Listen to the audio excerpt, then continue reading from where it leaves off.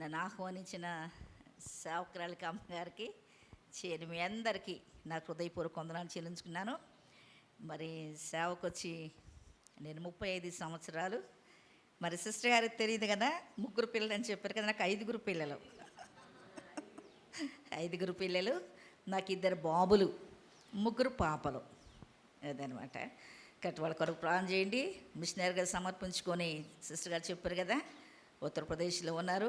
నిజంగా సిస్టర్ గారు చెప్పినట్టుగానే బైబిల్ ఇంట్లో ఉన్నాయి. ఇంకంతే, నైట్ పూట పోలీసులు వచ్చి తీసుకెళ్ళిపోయి జైల్లో పెట్టారు బైబిల్ ఉన్నంతకే.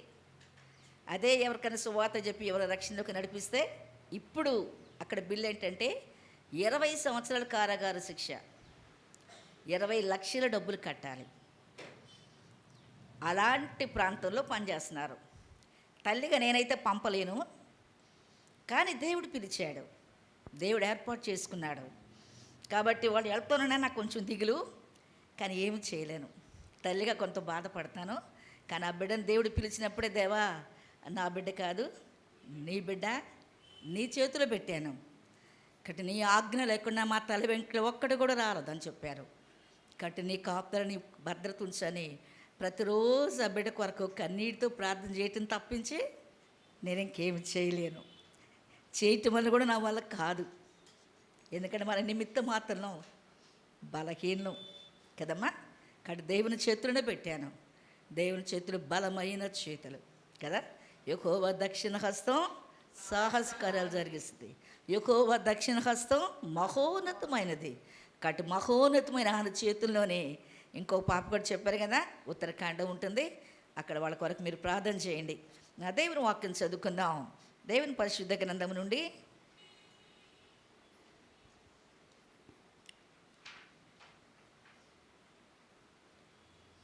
అపోస్తలుల కార్య గ్రంథం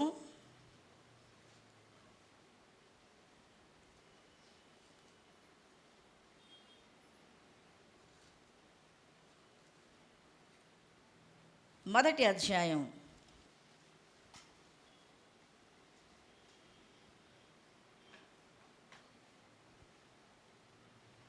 14వ వచనం చదువుకుందాం.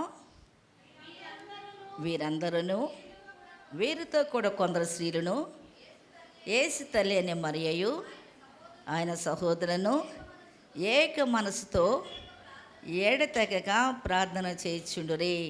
అదేవిధంగా న్యాయాధిపతుల గ్రంథం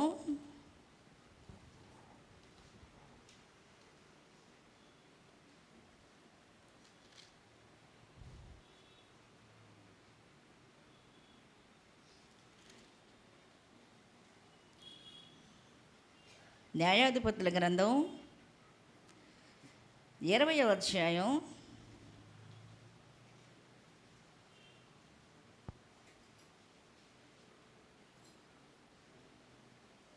1-2 వచనాలు చదువుకుందాం.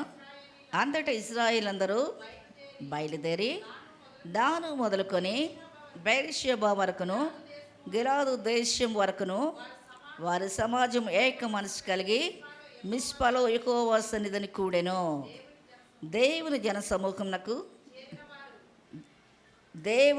సమూహమునకు చేరిన వారు ఇశ్రాయేలు గోత్రములన్నిటికీ పెద్దలుగాను నున్నవారై కత్తి దుయు 4 లక్షల కాలబలము కూడుకొనిరి. తర్వాత 11 వచ్చిన కూడా చదువుకుందాం.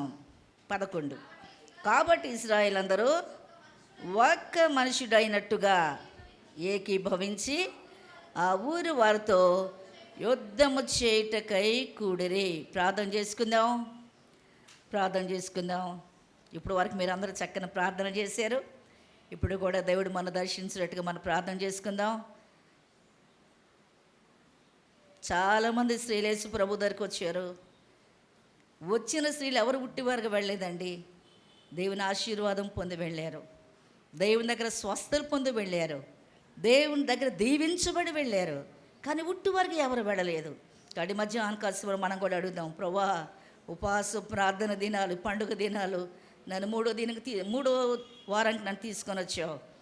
కాబట్టి ఏ ఉద్దేశం నన్ను ఇక్కడ తీసుకొని వచ్చావో ఆ ఉద్దేశం సంపూర్తిగా నా పట్ల నెరవేర్చబడాలి. నేను ఆశతో నీ దగ్గరికి వచ్చాను. ఆశ గల ప్రాణం తృప్తిపరిచే దేవుడు. నేను తృప్తిపరచబడి ఇక్కడి నుంచి వెళ్ళాలి. మేలు పొందలేని ఇక్కడి నుంచి వెళ్ళాలి, దీవించబడిన ఇక్కడి నుంచి వెళ్ళాలి. నేను ఉట్టిగా వచ్చాను ప్రభువా, నేను నింపబడి ఇక్కడి నుంచి వెళ్ళాలి, నీ శక్తితో దర్శించబడి ఇక్కడి నుంచి వెళ్ళాలని మనందరూ ఆశతో ప్రార్థన చేద్దాం. ఆశగల ప్రాణాన్ని దేవుడు తృప్తిపరిచే దేవుడు, గరుడైన గొప్ప రాజా నీకు వందనాలు. నువ్వెంత మంచి దేవుడు, మమ్మల్ని ఎంతో ప్రేమించిన దేవుడు, మా పట్ల ఇప్పటి వరకు ఎన్నో మేళ్ళు, ఎన్నో ఉపకారాలు చేసిన మా తండ్రివి, నీ కొట్టుకొనది వందనాలు నాయన, వందనాలు. అమ్మగారిని, సతీష్ గారు, కళావతి గారు నువ్వు ప్రేమించి ఈ ప్రాంతం నిలబెట్టుకొని మీరు మాకు బలంగా వాడుకుంటున్నావు ప్రభువా, నీకు వందనాలు నాయన, నీకు వందనాలు. వాళ్ళు ఏర్పాటు చేసుకుని ఉపవాస ప్రార్థనలు ఈమె కూడా వారికి నన్ను కూడా తీసుకొచ్చావయ్యా, నీకు వందనాలు. అల్పురాలి ప్రభువా, అయోగ్యురాలని, నిమిత్త మాత్రాలి, మరికైనా మన దారిగా నన్ను నేనుగా నీ చేతులకు అప్పగిస్తున్నాను. నన్ను పూర్తి కాడిచ్చేయండి, నీ సిలువ చాటును మరుగుపరచండి, మెండైన అభిషేకం దాచేయండి. నా మాటలు ఎవరికి ప్రయత్నకరంగా ఉండమని నేను ఎరుగుతున్న తండ్రి, నీ ఆత్మలను అభిషేకించండి. నా నోటికి నోరుగా మీరు ఉండండి, మొదటిగా నాతో కూర్చున్న ప్రతి ఒక్కరితో మీరు మాట్లాడండి. బిడ్డల ఆశతో నీ దగ్గరికి వచ్చారయ్యా, ఆశగల ప్రాణాన్ని తృప్తిపరిచే దేవుడు. బిడ్డలు తృప్తిపరచబడి ఇక్కడి నుంచి వెళ్ళాలి, మేలు పొంది ఇక్కడి నుంచి వెళ్ళాలి, దీవించబడి ఇక్కడి నుంచి వెళ్ళాలి. ఎవరి స్థలం నుంచి ఉట్టి వరకు వెళ్ళటానికి వీల్లేదు ప్రభా. మీరే నీ ఆత్మర దర్శించండి, నీ ఆత్మర సంధించండి, నీ ఆత్మర ప్రతి ఒక్కరితో మాట్లాడండి. మా స్థితిగతులు మాకు అర్థం అవ్వాలి, మా లోట్లు మాకు అర్థం అవ్వాలి, మా కొరతలు మాకు అర్థం అవ్వాలి, మా పరిస్థితులన్నీ మాకు అర్థం అవ్వనట్లుగా నీ లేఖనం ద్వారా సూటిగా తేటగా మా అందరితో మాట్లాడి మమ్మల్ని బలపరిచి మాకు సహాయం చేయమని యేసునామమున అడిగి వేడుకొంచున్నాము తండ్రి, ఆమేన్.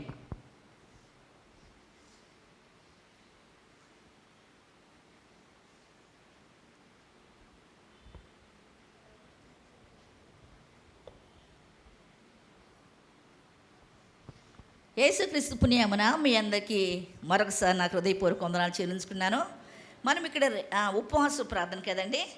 సిస్టర్ గారు నాకు చెప్పారు, మాకు మన యానివర్సరీ 3rd యానివర్సరీ జరిగినప్పుడు కళావతి గారు నాతో చెప్పారు, అమ్మ మేము ఉపవాస ప్రార్థన పెట్టుకుంటున్నాం, మీరు వస్తారా అని. మరి నేను తప్పకుండా వస్తాను, నాకు ముందు చెప్పండి అని చెప్పాను. ఆ తర్వాత సిస్టర్ గారు ఫోన్ చేసి చెప్పారు, ఉపవాస ప్రార్థనలమ్మ 7 వారాలు పెట్టుకున్నాం, స్త్రీల కూటమి ఇది, కాబట్టి మా స్త్రీలు అందరూ వస్తారు, మీరు సిద్ధపడి రండి అని చెప్పారు. కాబట్టి ఉపవాస ప్రార్థన అంటే చాలా శక్తివంతమైన ప్రార్థన. మనకు తెలుసు కదా, మామూలు ప్రార్థన వేరు, ఉపవాస ప్రార్థన వేరు కదండి. ఉపవాస ప్రార్థన ద్వారా దేవుడు తన బలమైన కార్యాలు జరిగించినట్టుగా దేవుని వాక్యం మనకు కనపడుతూ ఉంటుంది కదా. ఉప ప్లస్ వాసము అంటే మరొకరితో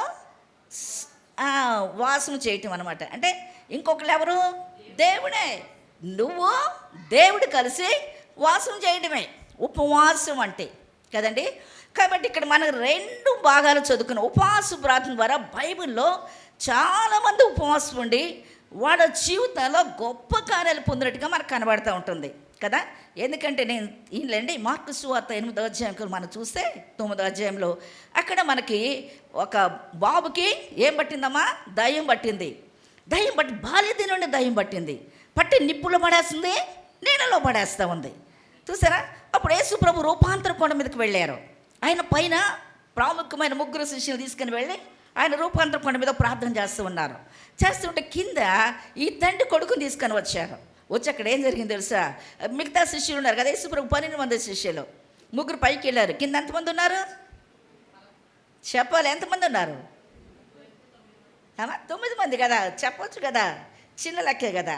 9 మంది ఉన్నారు. ఈ 9 మంది దగ్గరికి పిల్లల్ని తీసుకుని వెళ్ళారు. తీసుకుని వెళ్ళి మనం అడిగారు, అయ్యా ఇదిగో మీరు నా కొడుకు దయ్యం పట్టింది, ఇదిగో బాగా బాధపడుతున్నాడు, ఈ దయ్యం కూడా నిప్పుల్లో నీళ్ళలో పడేస్తూ ఉంది, కాబట్టి మేమనేమనైతే కారించమని అడిగారు. అడిగితే వాడు ప్రార్థన చేశారు, కానీ అది పోలా. ఈ లోపల యేసు ప్రభువారు 3 శిష్యులు పైన కిందకి దిగొచ్చారు. అప్పుడు ఆ తండ్రి పిల్లల్ని తీసుకుని వెళ్ళి అడిగాడు, ప్రభువా ఇదిగో నీ శిష్యులకు తీసుకొని వచ్చాను, వాళ్ళ వల్ల కానా అని చెప్పారంతే.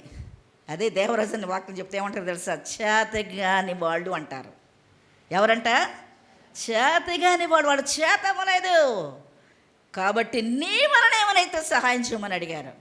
అప్పుడు యేసుప్రభువు వారికి చాలా బాధ వచ్చింది. వాళ్ళు గద్దించారు. గద్దించిన తర్వాత ఆయన ప్రార్థన చేశాడు. దయ్యం పోయింది, స్వస్థ పొందాడు. ఆ తర్వాత వీళ్ళు ఒక ఇంట్లోకి వెళ్ళిన తర్వాత వాళ్ళు అడిగారు, ప్రభువా నువ్వు స్వస్థపరిచావు కదా, నువ్వు దయ్యం గద్దిస్తే వెళ్ళిపోయింది, మేము ప్రార్థన చేసాం, మాకు వెళ్ళలేదు, ఏంటి కారణం అని అడిగారు. అప్పుడు వెంటనే ప్రభు వారు చెప్పారు, కింద ఫుట్పాత్ ఉంటుంది, ప్రార్థన వలనే అని ఉంటుంది పైన, కింద ఫుట్పాత్లో ఉపవాస ప్రార్థన. హల్లెలూయా! ఉపవాస ప్రార్థన ద్వారా దయ్యాలు వెళ్ళిపోతాయి, చీకటి శక్తులు వెళ్ళిపోతాయి. దేవుడు అద్భుత కార్యాలు జరిగిస్తాడు, సూచక్రియలు జరిగిస్తాడు, మహత్కార్యాలు జరిగిస్తాడు. ఉపవాస ప్రార్థన చాలా శక్తివంతమైంది, చూసారా? కాబట్టి అందుకే దేవుడు చెప్పాడు ఉపవాసం వలనే కదా. కాబట్టి ఉపవాసం ఉన్న మీ అందరికీ మరొకసారి వందనాలు. ఎందుకు కదా? మీరు శక్తి కలిగి ప్రార్థన చేస్తున్నారు. దేవుడు మీ కుటుంబాల శక్తి కలిగిన కార్యాలు జరిగించబోతున్నాడు. హల్లెలూయా! చూసారండి? కాబట్టి అలాంటిదన్నమాట ఉపవాస ప్రార్థన అంటే మామూలు ప్రార్థన కాదు. అయితే ఇక్కడ నేను 2 భాగాలు చదివించాను కదండి. మొదటి ఏ భాగం చదివించాను? అపోస్తలుల కార్యగ్రంథం చదివించాను. అక్కడ మనం చూస్తే యేసు ప్రభు చనిపోయాడు, సమాధి చేయబడ్డారు, ఆయన ఆరోహణమై పైకి వెళ్ళాడు. అప్పుడు దేవుడు చెప్పాడు, మీరందరూ కనిపించడం ప్రార్థన చేయండి, పరిశుద్ధాత్మ దేవుడు దిగి వస్తారని చెప్పారు. అప్పుడు మొత్తం 120 మంది ఉన్నారంట ఇంట్లో. వాళ్ళు ఎవరున్నారు? మరి కూడా యేసు ప్రభు తల్లి మరి కూడా ఉంది. వాళ్ళు ఏక మనసుతో ఏడతెగక ప్రార్థన చేశారంట. ఆమె ఏం చేశారు? వాళ్ళకి ఏముంది? ఏక మనసు ఉంది, ఏడతెగక ప్రార్థన ఉంది. వాళ్ళు ప్రార్థన చేయటం వల్ల పరిశుద్ధాత్మ దేవుడు కుమ్మరించబడ్డాడు. అక్కడ సంఘం ఏర్పాటు చేయబడింది. శిష్యులు దేవుడి సంఘాన్ని బహుబలంగా అపోస్తలుల కార్యాల్లో వాడుకున్నట్టు మనకు కనబడుతూ ఉంటుంది. ఇప్పుడు న్యాయాధిపతుల గ్రంథం కూడా వచ్చాం మనం. ఇక్కడ ఇది మీకు అర్థం అవ్వాలంటే దీనికి ముందు కొంత వివరణ మీకు ఇవ్వాలి. ఇక్కడ ఏం జరిగిందంటే కొన్ని వచ్చిన నేను చదివిస్తాను చూడండి. న్యాయాధిపతుల గ్రంథం 17వ అధ్యాయం 6వ వచనం చదవండి. 17:6. ఆ దినములలో ఇశ్రాయేలుకు రాజు లేడు, ప్రతివాడును తన తన ఇష్టానుసారంగా ప్రవర్తించుచూ వచ్చెను. అదే 18వ అధ్యాయం వచనం చదవండి. ఆ దినములలో ఇశ్రాయేలుకు రాజు లేడు. అది రెండోసారి. తర్వాత చదివిసిన చూడండి. 19వ అధ్యాయం వచనం. ఇశ్రాయేలుకు రాజు లేని దినములలో ఎవరికంటే వాళ్ళకి రాజు లేడు. ఆ తర్వాత ఇంకొక వచనం చదివిస్తాను చూడండి. న్యాయాధిపతుల గ్రంథం 21వ అధ్యాయం 25వ వచనం. ఆ దినములో ఇశ్రాయేలుకు రాజు లేడు, ప్రతి వాడును తన తన ఇష్టానుసారంగా ప్రవర్తించవచ్చు. 4 సార్లు చదివించాను అన్నమాట.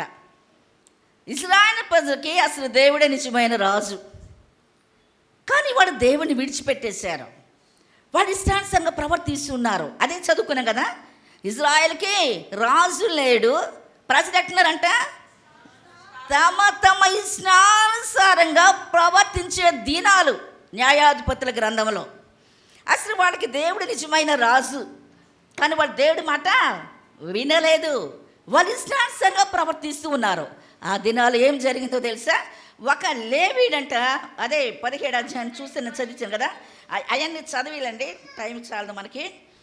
ఒక లేవీడు ఏం చేశారంటే ఒక ఆవుని ఉంపుడు గత్తిని తెచ్చుకుని ఒక ఆవుని ఉంచుకున్నాడు. లేవీలో పని చేయొచ్చా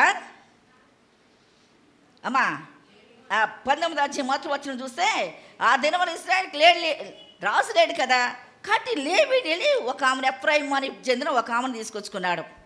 తీసుకొని వచ్చి వాళ్ళ ఇంటి దగ్గర ఉంటే ఏం జరిగిందంటే ఆమె ఇంకొకరితో వ్యభిచారం చేసింది. చేస్తే అప్పుడు వెంటనే ఆమెకే మరి వ్యభిచారం చేసింది కదా, ఇక వెంటనే ఆమెకు తప్పు అర్థమైపోయి ఆమె ఇంట్లో లేకుండా ఎక్కడికి వెళ్ళింది? పుట్టింటికి వెళ్ళిపోయింది. చాలా కాలమైంది, ఆమె రావటం లేదు. సరే భర్త అనుకున్నాడు, నేను ఆమె తీసుకొచ్చుకుంటే మంచిది కదా అనుకున్నాడు ఈయనే. ఎందుకంటే రాజు లేడు కదా, ఎవరి ఇష్టానుసారం కూడా ప్రవర్తిస్తున్నారు కదా, భయం లేదు. రాజు లేడు కాబట్టి ఏం లేదు, వాడికి భయం లేదు, వాడి ఇష్టానుసారంగా ప్రవర్తిస్తున్నారు. అయితే ఇప్పుడు ఏం జరిగిందంటే ఇప్పుడు ఆమె వాడు పుట్టింటికి వెళ్ళిపోయింది. ఇప్పుడు ఈయన కూడా మనసు వచ్చింది, ఏమని? నా భార్యను తెచ్చుకుంటే బాగుండవును, ఆమె దగ్గరికి వెళ్ళొద్దామని. అప్పుడు వెంటనే బయలుదేరి మళ్ళీ అక్కడికి వెళ్ళాడు. ఆడికి వెళ్ళకలే తండ్రి చాలా సంతోషించాడు. పోనీ మల్లుడు వచ్చాడు, ఇవి తప్పు చేసి వచ్చినా సరే మల్లుడు నా ఇంటికి వచ్చాడు అనుకున్నాడు. ఇంకా 3 రోజులు చాలా సంతోషంగా తినటం, బాగా మంచిగా నిద్రపోవటం అట్లా జరిగింది. 4వ దినాన్ని ఏం చేశారంటే ఈ అల్లుడు గారు, ఆ మామగారు నేను మా ఇంటికి వెళ్ళిపోతాను, నన్ను పెంచమన్నాడు.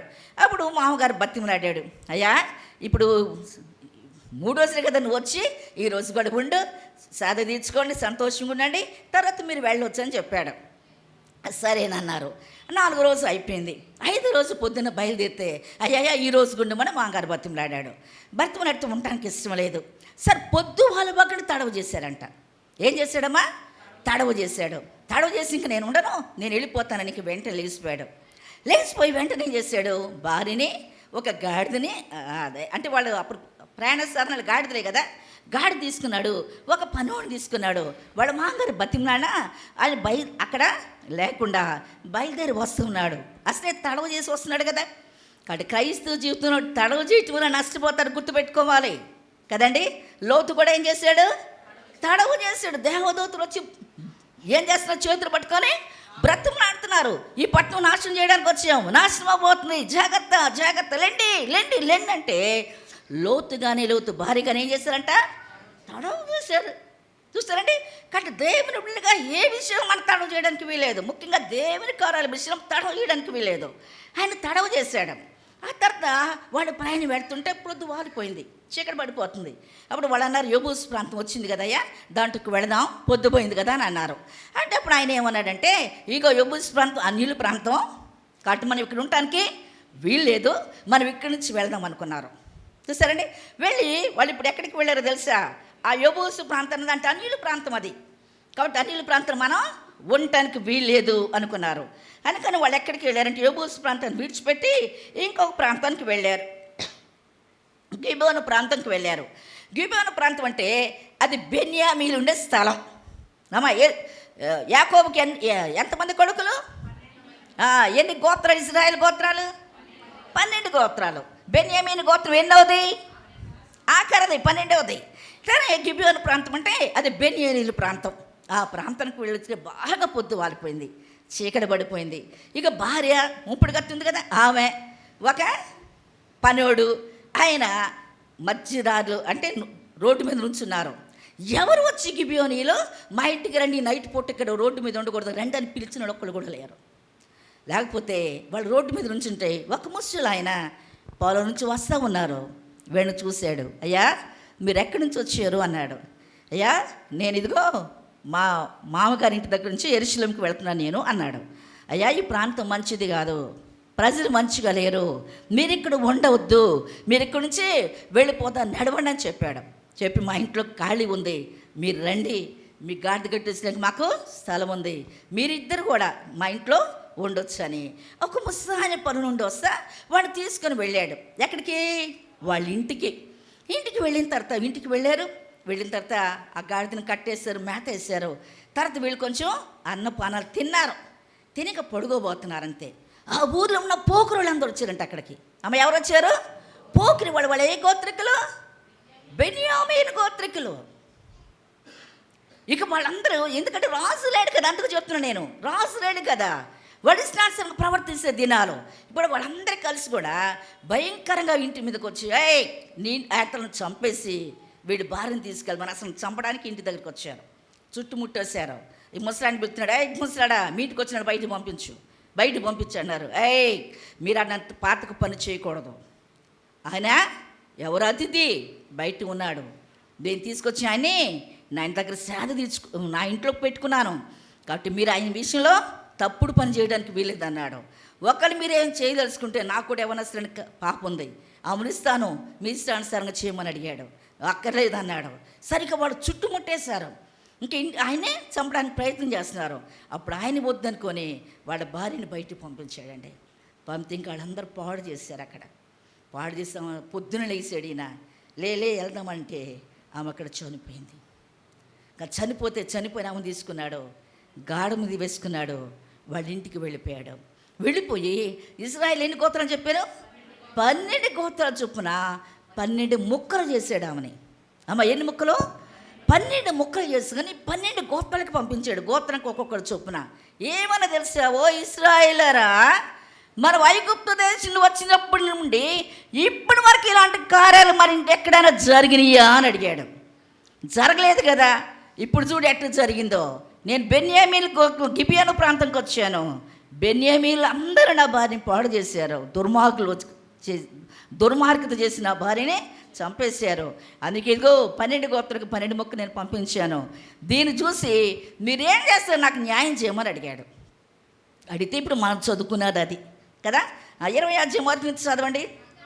అంతటి ఇశ్రాయేలు అందరూ బయలుదేరి దాను మొదలుకొని బెయేర్షెబా వరకు గిలాదు దేశం వరకును వారి సమాజము ఏక మనసు కలిగి మిస్పాలో యెహోవా సన్నిధిని కూడెను.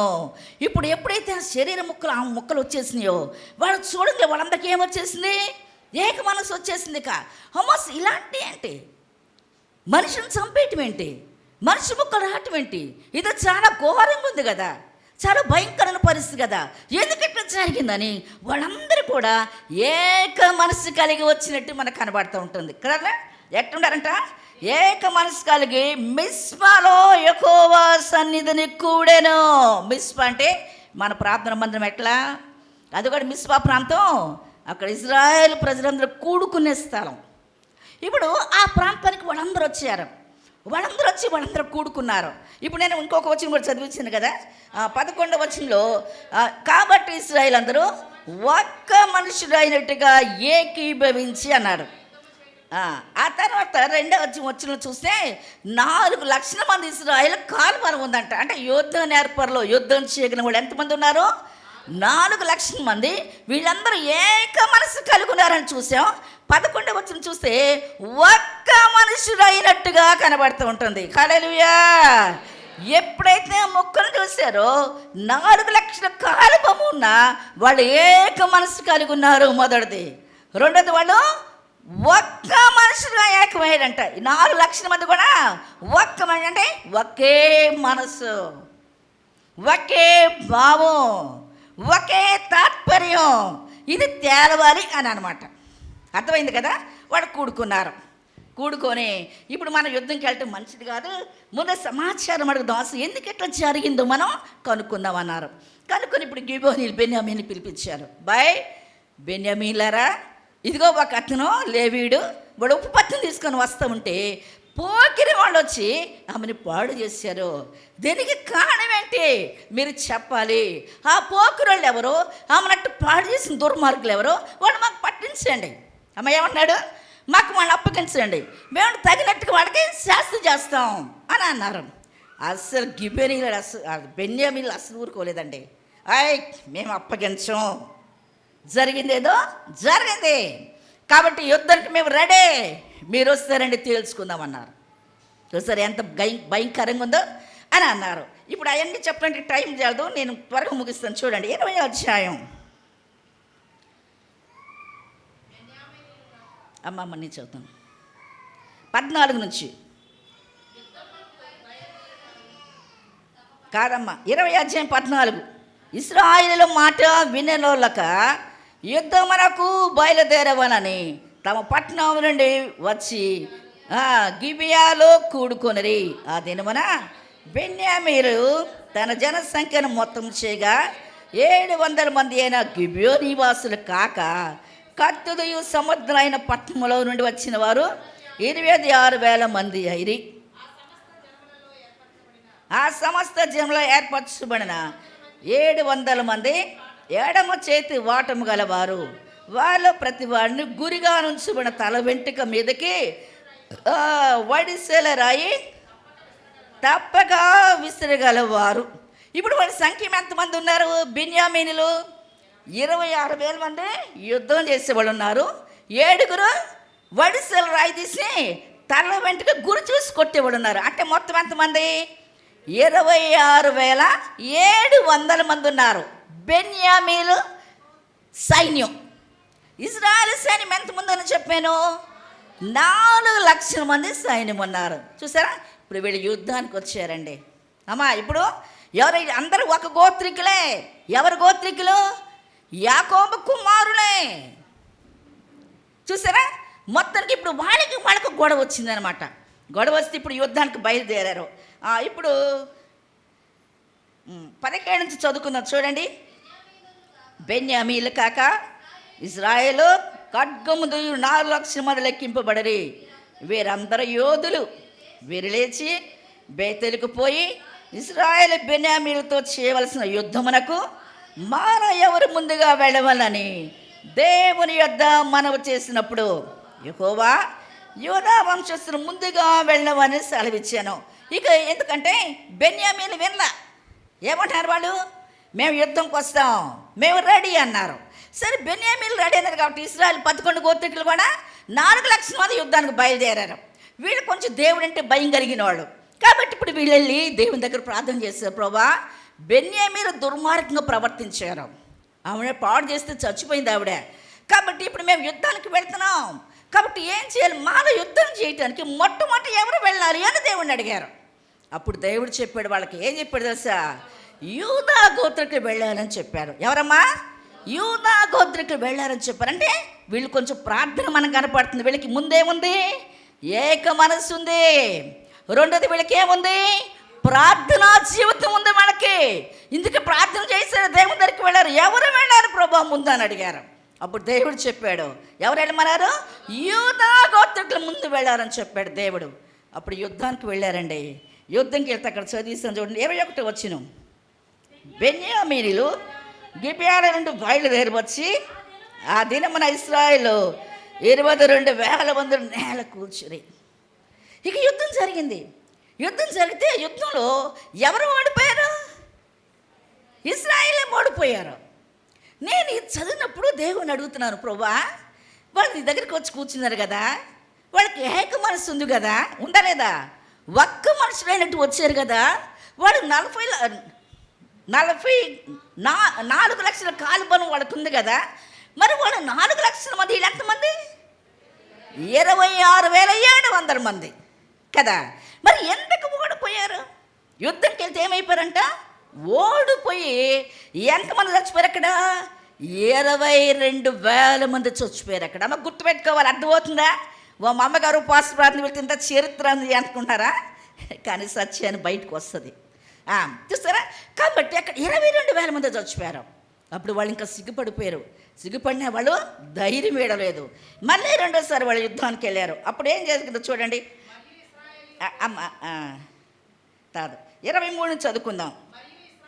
మళ్ళీ ఇశ్రాయేలు పోయి సాయంకాలం వరకు యెహోవా ఎదుట ఏడ్చుచు, మా సహోదరుని బెన్యామీనుతో యుద్ధం చేటుకు తిరిగిపోదుమా అని యెహోవా ఎదుట విచారణ చేయగా యెహోవాకి యుద్ధము చేయబోడని సెలవిచ్చాను.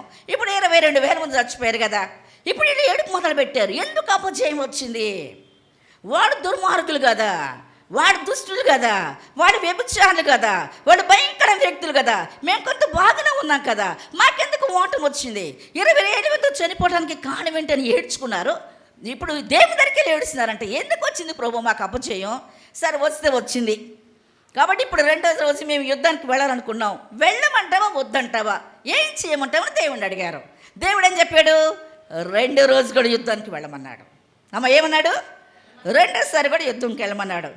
తర్వాత ఇప్పుడు కాబట్టి ఇశ్రాయేలు 2వ దినమున బెన్యామీనుతో యుద్ధం చేయరాగా ఆ 2వ దినమందు బెన్యామీను వారిని ఎదుర్కొనుటకు గిబియా నుండి బయలుదేరి వచ్చి ఇశ్రాయేలు 18,000 మంది నేల కూర్చి సంహరించారు. 2వ యుద్ధంలో మళ్ళీ ఏం జరిగింది చెప్పాలి. 2వ యుద్ధంలో ఎంతమంది చచ్చిపోయారు? ఇప్పుడు ఇశ్రాయేలు ఓడిపోయారు. అమ్మ ఓడిపోయింది ఎవరు? ఇశ్రాయేలీలే. ఇప్పుడు ఎంతమంది చచ్చిపోయారు? 18,000 మంది చచ్చిపోయారు. ఇప్పుడు చూసారండి, మొదటి యుద్ధంలో 22,000 మంది చచ్చిపోయారు. రెండో రోజు యుద్ధంలో 18,000 మంది చచ్చిపోయారు. వీళ్ళు ప్రార్థన చేస్తున్నారా లేదా? ప్రార్థన పొరలే కాదా? అమ్మా చెప్పండి, దేవుడు జవాబిచ్చి మాట్లాడుతున్నారా లేదా?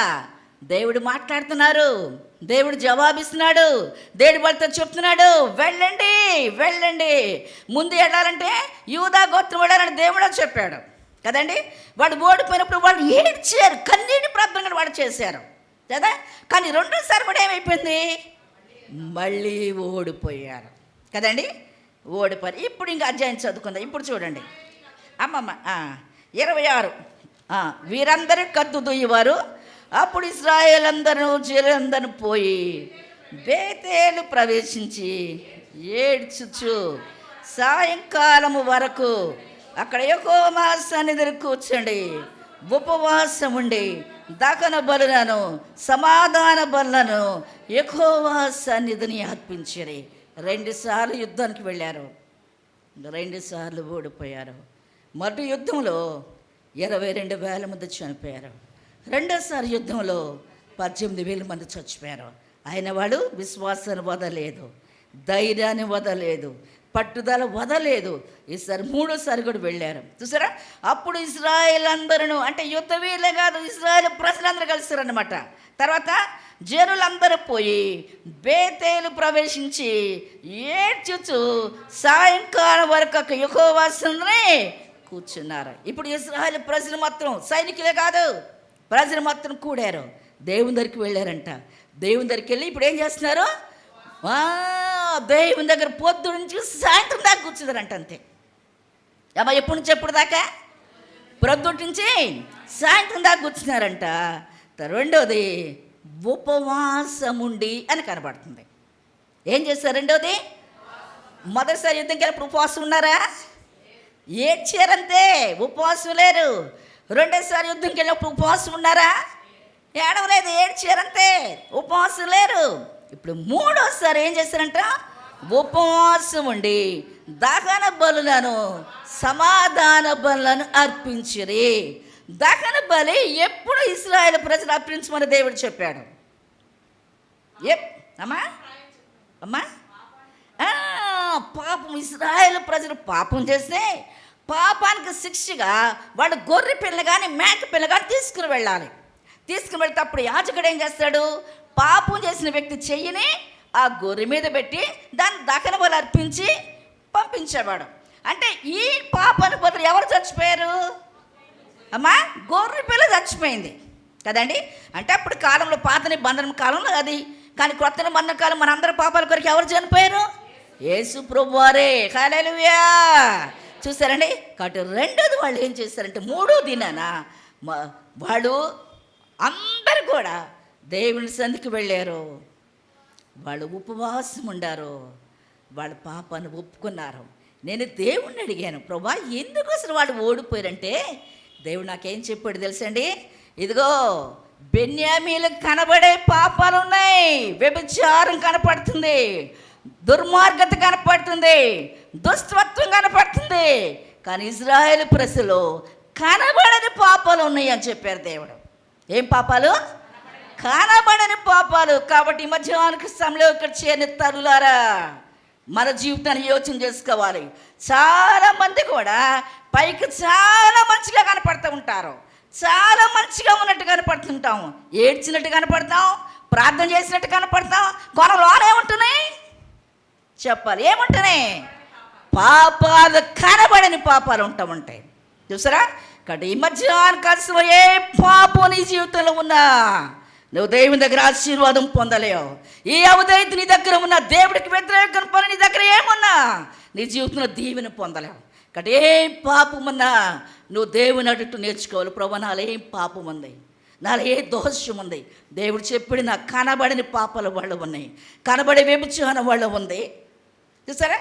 కనబడే దుర్మార్గత వాళ్ళు కనపడుతూ ఉంది, కానీ కనబడని పాపం ఇశ్రాయేలులో చాలా ఉన్నాయి. కాడి మధ్యాహ్నం కలిసి ఇక్కడ చేరిన దేవుడిలారా, నువ్వు దేవుడిని అడుగు, నీ జీవితంలో ఏ పాపం ఉంది? ప్రార్థనకు అడ్డు పాపం, ప్రార్థనకు అడ్డు ఏంటి? పాపం. కాబట్టి ఏ పాపం మన జీవితంలో ఉండటానికి వీలేదు, ఏ అవధైతే మన జీవితంలో ఉండటానికి వీలేదు. ముఖ్యంగా స్త్రీలకు కుటుంబం కాబట్టి స్త్రీలకుండా సహజ పాపాలు చెప్తున్నాను. చాలామందికి ఎంతంత కోపం వచ్చి చెప్పలేము కదండి. స్త్రీలకి అంతంత కోపం కదా, పౌరుషం, పంతాలు, అవును కదండి. ఊరుకునే చిన్న మాట వస్తే చాలు భర్త మీద అలుగుతాం. పలకని పరిస్థితులు, భర్త సమాధానం లేని పరిస్థితులు, తోడుకోడలకు సమాధానం ఉండదు, అత్త గోడలకు సమాధానం ఉండదు. అవునా? మీరు అట్లా ఉండరేమోలేండి కదా. మా సంఘాలు అలా ఉంటాయి కదా. చాలామందికి ఎంతెంత పట్టింపులో, ఎంతెంత పంతాలు. ఒక పాస్టర్ గారి దగ్గరికి అంటే ఒక ఆమె పరిగెత్తుకుంటూ వెళ్ళి, అయ్యా నాకు బాగా కడుపు నొప్పుకుంటుంది, నా కొరకు ప్రార్థన చేయమని అడిగిందంట. ఆ వస్తున్న ముందు దేవుడు చెప్పాడంట, అకియాకు చెప్పినట్టుగా. అకియాకి ఏరు బారి వెళ్తే చెప్పాడు కదా, ఏరు బారి వస్తుంది, మారు వేసుకుని వస్తుంది, మరగతుగానే వస్తుంది, కట్టిన మాటలు చెప్పమన్నాడు దేవుడు. ఈయనతో కూడా చెప్పారంట. ఆ పక్క తోడుకొలతో బాగా పోట్లాడి ఆ వస్తా ఉంది, కఠినమైన మాటలు చెప్పి ముందు సమాధాన పడొస్తూ నువ్వు ప్రార్థన చేయమనంట దేవుడు. వెంటనే పాస్టర్ దగ్గరికి వచ్చి అడిగిందంట, అయ్యా నా కడుపు నొప్పి ప్రార్థన చేయమని. అమ్మ నేను ఒకటి అడగదలుచుకున్నాను, నువ్వు పక్క అంతా సమాధానంగా ఉన్నావా నీ తోడుకోవడంతో, మీ ఇద్దరు మంచిగానే ఉండాలని అడిగాడంట. అప్పుడు చెప్పిందంటే, అది నేను పోట్లాడుకొని చాలా రోజులైంది అయ్యా, నేను పడకట్లేదు, ఇప్పుడు కూడా నాకు పోట్లాట అయింది, పోట్లాట అయిన కానీ నాకు కడుపులో వచ్చింది, అందుకే మీ దగ్గరికి వచ్చి నేను ట్యాబ్లెట్ వేసుకున్నాను, నాకు తగ్గలా, అందుకే మీ దగ్గరికి వచ్చాను చెప్పిందంట. దేవుడు నాకు చెప్పాడు, నువ్వు వెళ్ళి మీ తోడుకోలతో సమాధానపడు, మీరు సఖ్యతగా ఉండాలి, మీరు సమాధానంగా ఉండాలి. మీరు సమాధానం లేకుండా దేవుడు నీకు స్వస్థతనివ్వడు. దేవుడు చెప్పాడు, నువ్వు వెళ్ళి సమాధాన పడిరా. నీ తప్పు కావచ్చు, నీ తోడుకోవడం తప్పు కావచ్చు, ఎవరి తప్పని కావచ్చు, కానీ ఏముంది నీ దగ్గర? అసమాధానం, గొడవలు నీలో ఉన్నాయి. కాబట్టి వెళ్ళి సమాధాన పడవస్తే నేను దేవుడు స్వస్థపరుస్తానని చెప్పాడంట. వెంటనే వెళ్ళిందంట, 2 చేతులు తోడుకొని పట్టుకుందంట. ఓయ్ నీ తప్పనే కావచ్చు, నా తప్పనే కావచ్చు, నన్ను క్షమించు, నన్ను క్షమించని 2 చేతులు పట్టుకొని కౌగిలించుకుందంట తోడుకోవాలని. అప్పుడు ఇద్దరు సమాధాన పడ్డారు. పాస్టర్ గారి దగ్గరికి వెళ్ళి ప్రార్థన చేసుకున్నారు, కడుపు నిప్పిపోయింది. హల్లెలూయా. కాబట్టి దేవుని బిడ్డలారా, ఇజ్రాయెల్ ప్రజలు చూసారా, 2 సార్లు యుద్ధంలో అపజయం వచ్చింది వాళ్ళ జీవితాల్లో. ఇప్పుడు 3వ దినాన్ని ఏం చేశారు వాళ్ళు? వాళ్ళందరూ మిస్పాకు వచ్చారు, దేవుని దగ్గరికి వచ్చారు. దేవుని దగ్గరికి వచ్చి ఏం చేశారు? ఉపవాసం ఉన్నారు. 3వది ఏంటి? వాళ్ళు ఉపవాసం ఉన్నారు దేవుని దగ్గర, అంతే. చూసారా? 3వది వాళ్ళ పాపాలు ఒప్పుకున్నారు, వాళ్ళ అవధేయతలు ఒప్పుకున్నారు, వాళ్ళ దోషాలు ఒప్పుకున్నారు, వాళ్ళ పాపాలు ఒప్పుకున్నారు. కాడి మధ్యాహ్న కాలంలో చేయని తల్లులారా, మీ జీవితాలు కూడా చెప్పి, నా జీవితం వింటున్న మీ జీవితాలు కూడా దేవునికి మీకు అడ్డుగా ఏ పాపం ఉంది, ఏ అవధేయత ఉంది, అవన్నీ దేవుని దగ్గర ఒప్పుకుంటే దేవుడిని క్షమిస్తాడు కదండి. అతిక్రమణ దాచిపెట్టివాడు వద్దిల్లడు, వాటిని ఒప్పుకొని విడిచిపెట్టివాడు కనికిరాను పొందుతారు. ఈ మధ్యాహ్న కాలంలో దేవుడు నీతో మాట్లాడుతున్నాడు. నీకు దేవునికి అడ్డుగా ఏ పాపం ఉంది, ఏ అవిధేయత ఉంది, ఏ లోటులు ఉన్నాయి, ఏమున్నాయి, నువ్వు దేవుని దగ్గర యథార్థంగా ఒప్పుకో. ఒక ఆయనంటే పాస్టర్ గారి దగ్గరికి వచ్చి, మాకు కూడా రక్షణ పొందాలంటే 2 రోజులు కూటం పెట్టి వాళ్ళు ఉపవాసం ఉన్న తర్వాత ప్రార్థన చేసి వాళ్ళ పాప ఒప్పుకోలేని తర్వాత మేము బాప్తిసం ఇస్తాం అంటే, ఒక పాస్టర్ గారు కూడా వాళ్ళు కూడా ఉపవాస ప్రార్థన 3 రోజులు పెట్టాడంట.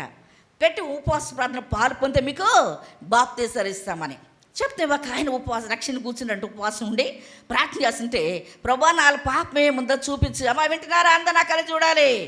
అమ్మ సిస్టర్ గారు లేకుండా అమ్మ కొంచెం. కాబట్టి ఉపవాసం ఉండి వాడు ప్రార్థన చేస్తున్నట్టు, ఆయన ప్రార్థన చేస్తున్నట్టు, ప్రభా నాది ఏ ఉదయతులు ఉన్నాయి, నాది ఏ పాపం ఉందో నాకు చూపించమని అడుగుతున్నంట. అప్పుడు తడతల మెలిసి ఒక పెద్ద బేసిన్ ఆయన కనపడుతుందంట. కనపడుతుంటే వెళ్ళి పాస్టర్ గారు చెప్పారంట, అయ్యా మీరు ప్రార్థన చేస్తే పాప ఒప్పుకోలు చేయమన్నారు కదా, నేను పాపాన్ని ఒప్పుకుంటున్నాను, నాకేంతో మెరిసి బేసిన్ కనపడుతుంది అన్నాడంట. అప్పుడు అన్నాడంట, నువ్వు ఇంకోసారి ప్రార్థన చేయమని చెప్పాడంట. వెళ్ళి మళ్ళీ ప్రార్థన చేస్తున్నాడు, ప్రభా నాకు బేసిన్ కనపడుతుంది ఏంటి ప్రభా అంటే మళ్ళీ బేసిన్ కనపడుతుందంట. అప్పుడు పాస్టర్ గారి దగ్గరికి వెళ్ళి చెప్పాడంటే, మళ్ళీ నేను ప్రార్థన చేశాను, నాకు మళ్ళీ బేసినే కనపడుతున్నాడంట. అప్పుడు కూర్చోబెట్టి అడిగాడంట, బేస్ నీకు ఎందుకు కనబడుతుంది? నువ్వు చిన్న వయసులో నువ్వేమైనా దొంగతనం లాంటివి చేసావా, ఎవరు బేసిన్ తెచ్చుకున్నావా అని అడిగాడంట.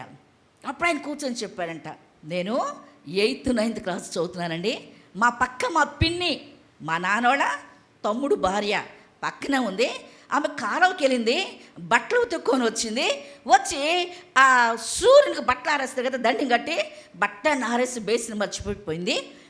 నేను ఆ బేసిన్ తీసుకొని పొలం తీసుకొని వెళ్ళి ఇంతంత రాళ్ళు పెట్టి దాన్ని కొట్టాను, కొడితే అది ఎంత శుద్ధ అయిపోయింది. నేను పప్పు చెక్కకి వేసుకున్నాను, ఎంత పెద్ద పప్పు చెక్క వచ్చింది. నేను దాన్ని దాచిపెట్టుకున్నాను, చాలా రోజులు తిన్నాను. మా పిన్ని గుర్తొచ్చినప్పుడు తిట్టేది, వాడికి కాడు పోవను, ఎవరికి చెయ్యరగా, అదిగో నా బేసిని ఎవరు తీసుకుపోయారని రోజు తిడతా ఉండేది. నేను అవన్నీ విని నాకు కోపం వచ్చింది అనుకొని నేనేంటో ఒకటి పారిపోతూ ఉండేదాన్ని. ఆ పప్పు చెక్క ఎవరు తెలియదు, నేను దాచిపెట్టుకొని రోజుకి ఇంత చెక్క తిన్నానండి. నిజంగా నేను బేసిని తీసుకున్నాను, దేవుడు నాకు చూపించాడు. పాపం అడిగారా మీరు?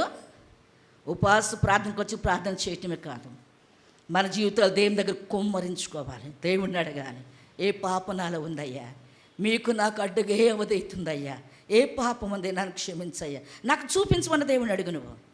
అప్పుడు చెప్పాడంటే పాస్టర్ గారు, ఇప్పుడు నీకు అర్థమైంది కదా, మంచి బేసిన్ కొను, మీ పిన్ని వాళ్ళ ఇంటికి వెళ్ళు, నువ్వు లోనికి వెళ్ళు, పిన్ని కాబట్టి స్వతంత్రమే కదా, ఇంట్లోకి వెళ్ళు, పిన్ని పలారని చదువుకున్నా నేను, అప్పుడు సూర్యునికి బట్టలు ఆరేసావు, ఇదిగో ఏం చేసావు, బేసిన్ అక్కడ మర్చిపోయిపోయావు పిన్ని, నేను ఆ బేసిన్కి పొలంలోకి తీసుకుని వెళ్ళాను పిన్ని, రాళ్ళతో కొట్టాను, అది ఇంత ముక్క అయిపోయింది, దాని పప్పు చెక్క వేసుకున్నాను, ఎంత పప్పు చెక్క వచ్చేసింది, నేను రోజు తింటూ ఉన్నాను, నువ్వు తిడుతున్నప్పుడల్లా నాకు కోపం రాకుండా నేనేంటి ఒకటి పరిగెత్తుకుంటూ వెళ్ళేవాడిని. ఇదిగో దేవుడు నేను ఇప్పుడు రక్షణకు తీసుకోవాలనుకుంటున్నాను, దేవుడు నా పాప నాకు చూపించాడు, నా ఉదయత నాకు చూపించాడు, నేను యథార్థంగా ఒప్పుకున్నాను పిన్ని, ఇదిగో నన్ను క్షమించు పిన్ని, తెలియకప్పుడు చేశాను కదా, దేవుడు నా పాప నాకు చూపించాడు, ఇదిగో బేసిని బేసిను నువ్వు తీసుకోమంటే, బాబు అరే నువ్వు నాకు కొడుకు కదరా, ఎప్పుడు అయిపోయిందిగా, ఇప్పుడు బేసిన్ ఎందుకు అంటుందంట, దేవుడు నాకు చెప్పాడు ఇవ్వమని, కాబట్టి ఇదిగో బేసిన్ తీసుకోమని ఇచ్చి క్షమాపణ కోరుకొని వచ్చారంట. హల్లెలూయా. ఒప్పుకోటు ఉంటుంది. చాలామంది అంటే, దేవా ఏం పాపం చేసినా క్షమించయ్యా అనకూడదు, నువ్వు నీ పాపం నీకు తెలిసినప్పుడు యథార్థంగా నువ్వు ఉదయం దగ్గర ఒప్పుకోవాలి. చాలామంది స్త్రీలండి గుడికి వస్తూనే ఉంటారు, అసమాధానంగా ఉంటారు, సమాధానంగా ఉండరు, అత్తగోడలు సమాధానంగా ఉండరు, చూసారా, తోడుకోడలు సమాధానంగా ఉండరు, సఖ్యతగా ఉండరు, ఒకరంటే ఒకళ్ళు పోసుకునే పరిస్థితులు, ఇలాంటి ఎన్ని మన జీవితంలో ఉన్నాయి, ఎన్ని అవధేయతలు మన జీవితంలో ఉన్నాయి, ఎన్ని పాపాలు మన జీవితంలో ఉన్నాయి. పాపం దేవునికి నీకు మధ్య అది అడ్డు. ఏ పాపమున్నా దేవుడి మధ్య ఆకాశంలో దేవుడు మనతో మాట్లాడుతున్నాడు. ఇజ్రాయెల్కి ఏమున్నాయి కనబడని పాపాలు ఉన్నాయి, కనబడని పాపాలు. మన జీవితంలో కనబడని పాపాలు ఏమున్నాయి కదా, పై కనపడే పాపాలు చెప్పండి. దొంగతనం పై కనపడిద్ది, అమ్మా వ్యభిచారం కనపడిద్ది చెప్తారు కదా, కొంత రహస్యంగా చేసే వాళ్ళు కూడా ఉన్నారులేండి కదా. ఇక్కడ ఏ పాపమున దేవుని దగ్గర నువ్వు ఒప్పుకో, నువ్వు పరలోకం పోలేవు. ఎంత కష్టపడి ఉపవాస ప్రార్థన చేసిన దేవుడి ప్రార్థన ఆలకించడు. అందుకే కీర్తన గ్రంథం 66వ అధ్యాయం చూస్తే 18వ వచనంలో, నా హృదయంలో నేను పాపము లక్ష్యము చేసిన ఎడల ప్రభువు నా మనవి వినకపోవును అంటాడంతే. లక్ష్యం చేసినని అంటే నువ్వు చేయకపోయినా, నువ్వు చేయలేని మనసు నీకు వస్తేనే నువ్వు పాపం చేసినట్టు అయింది. చూస్తారా, కటి తల్లులారా, నేను బ్రతిమలాడి 2 చేతులు జోడించి మీకు వందనాలు చెప్తున్నాను. దేవుడికి మనకి అడ్డుగా ఏ పాపం ఉండటానికి వీల్లేదు, ఏ అవధేయత ఉండటానికి వీల్లేదు. ఈ మధ్యాహ్నం కాసిన మంచి సమయానికి వచ్చావు. చాలామంది అండి, మరి మీరు ఎంతమంది చూస్తే నాకు తెలియదు కానీ మా దగ్గర చాలామంది నన్ను చూసి చక్కగా టీవీ కట్టేస్తారు. టీవీ సీరియల్స్ వాళ్ళయే, సినిమాలు వాళ్ళయే, నాటకాలు వాళ్ళయే కదా. పాప మీరు సినిమాలు చూడరేమో కదా, మీరందరూ మంచిగా అనుకుంటున్నాను నేను, సీరియల్స్ అలవాటు లేవనుకుంటున్నాను నేను, సినిమాలు అలవాటు లేవనుకుంటున్నాను. కానీ మా దగ్గర చాలామంది నేను గృహానికి వెళ్ళంగా వచ్చి వాళ్ళు నాకు కనపడుతూ ఉంటారు. నన్ను చూసి అమ్మగారు వచ్చారా కట్టేస్తారు. ఒక ఆమె టీవీ లేదు, ఈ మధ్య మంచి కలర్ టీవీ పెద్దది కొనిపెట్టింది. పెడితే నేను అడిగాను, మా ఇదివరకు నీకు లేదు కదరా, ఇప్పుడేంటి టీవీ మోగుతుంది 11ంటికి నేను గృహానికి వెళ్తే. అప్పుడు ఆమె అంటుంది, అవుతా వింటుంది. అప్పుడు నేను అడిగాను, అమ్మ అదే లేదు కదా టీవీ ఎక్కడ వచ్చిందని. అప్పుడు ఆమె చెప్పింది నాతో, అమ్మగారు నాకు 2 పిల్లలు, నీకు తెలుసు కదా, ఆ పక్కింటికి వెళ్ళి కూర్చొని అస్తమాన టీవీలు వాళ్ళు ఏదో చూస్తున్న టీవీలు కూడా చూస్తున్నారు, అందుకని నాకు చిరాకేసి పిలిచి అలసిపోయి వాళ్ళ కోసం కొన్నాను అంది. ఇప్పుడు టైం 11 కదా, మరి పిల్లలు చూస్తున్నా నువ్వు చూస్తున్నావు అని అడిగాను నేను. అప్పుడు టీవీ మోతే కొంత పిల్లల కోసమే పెట్టింది కూడా నేను కాదు, వాడు పెట్టిలేరు, నేను వింటున్నాను అంది. పెట్టింది ఎవరంట అమ్మా, వినేదెవరు, చూసేదెవరు అంటే వంకెవరిది, పిల్లలదా, చూసేదెవరు మనమే. అటు జాగ్రత్త, నువ్వేమి చూస్తున్నావు, ఇదివరకు సినిమా హాల్కి వెళ్ళి చూసేవాళ్ళం. ఇప్పుడు మన ఇల్లే ఒక సినిమా హాలు. నేను అడుగుతూ ఒక ప్రశ్న అడగాలనుకుంటున్నాను మిమ్మల్ని. సినిమాలు చూస్తే ఇంట్లో దేవుడు ఉంటాడా, దయ్యం ఉంటుందా? మీరు చెప్పండి అమ్మ. ఏముంటే దయ్యం కాకపోతే దేవుడు ఉంటాడా అమ్మా? ఉంటాడా? మరి ఎంతమంది సినిమా హాల్కి ఇళ్ళు ఉన్నాయి? నీకు ఆశీర్వాదం ఎక్కడి నుంచి వచ్చింది? నీకు దీవెన ఎక్కడి నుంచి వచ్చింది? కాబట్టి తల్లులారా, నేను 2 చేతులు జోడించి బ్రతుకునాడు చెప్తున్నాను. ఇక నాన్న టీవీకి స్వస్తి చెప్పాలి. టీవీ చూడను ప్రభా, సినిమాలు చూడను ప్రభా, సీరియల్స్ చూడను ప్రభా, నాటికలు చూడను ప్రభా, వాటికి స్వస్తి చెప్తున్నాను. నా జీవితానికి సమర్పించుకుంటున్నాను. నేను ఎప్పుడు నీ పాటలే వింటాను, దేవుని సాక్ష్యాలే వింటాను. కాబట్టి నేను అట్లా ఉంటాను ప్రభా, తీర్మానం చేసుకోవాలి. వాక్యాలు వింటాను, సాక్ష్యాలు వింటాను, పాటలు వింటాను అని దేవునితో చెప్పాలి. చూస్తారా, చాలా కుటుంబాలు సినిమాలండి, సినిమాలు. ఎంత దుఃఖం, ఎంత దుఃఖం. సినిమా హాల్ అంటే దయ్యమే ఉంటుంది కదండి. కుటుంబాలు సమాధానం ఉంటుందా? ఐక్యత ఉంటుందా? సంతోషం ఉంటుందా? నెమ్మది ఉంటుందా? చాలా కుటుంబాలు టీవీ తెచ్చుకొని పెట్టుకొని మంచిగా ఉండవలసిన ఇంటిని ఏం చేస్తున్నారు? నరకంలాగా చేస్తున్నారు. చూసారా? కట్టు మనం జాగ్రత్తగా ఉండాలి. కట్టు ఇప్పుడు వీళ్ళు ఏం చేస్తారంట, 3వ దినాన వాళ్ళు ఉపవాసం ఉన్నారు. వాళ్ళకి ముందే ఉంది, ఏక మనసు ఉంది, ప్రార్థన ఉంది, కన్నీటి ప్రార్థన ఉంది వాళ్ళకి. 4వది ఇప్పుడు ఏమొచ్చింది వాళ్ళకి? ఉపవాసం ఉన్నారు వాళ్ళు. ఇప్పుడు ప్రార్థన చేస్తే దేవుడు వాళ్ళ ప్రార్థన అంగీకరించాడు. వాళ్ళు పాపాలు ఒప్పుకున్నారు కదా. ఏం చేస్తారు? దహన బలిని, సమాధాన బలి అర్పించారంటే అంటే వాళ్ళ పాపాన్ని అన్ని దేవుని దగ్గర ఒప్పుకున్నారు. వాళ్ళ రహస్య పాపాలు, వాళ్ళు తెలిసిన పాపాలు, తెలియని పాపాలు అన్ని దేవుని దగ్గర ఒప్పుకున్నారు అనమాట. అంతే. ఇప్పుడు దేవుడు చెప్పాడు వాళ్ళకి. చూడండి, పత్రిక గ్రంథం అమ్మా 35 నుంచి చదువుకుందాం. 20:35. అప్పుడు యెహోవా ఇశ్రాయేలు చేత బెన్యామీలను హతము చేయించెను. ఆ దినమున ఇశ్రాయేలు బెన్యామీలో 25,000 మంది మనుషులను చంపిరి. వీరందరూ కత్తి దూయేవారు. చూసారండి, వాళ్ళ పాపాలు ఒప్పుకుని వాళ్ళు ఉపవాసం ఉన్నారు. వాళ్ళు ఏక మనసు కలిగి ఉన్నారు. వాళ్ళు ఉపవాసం ఉండాడు.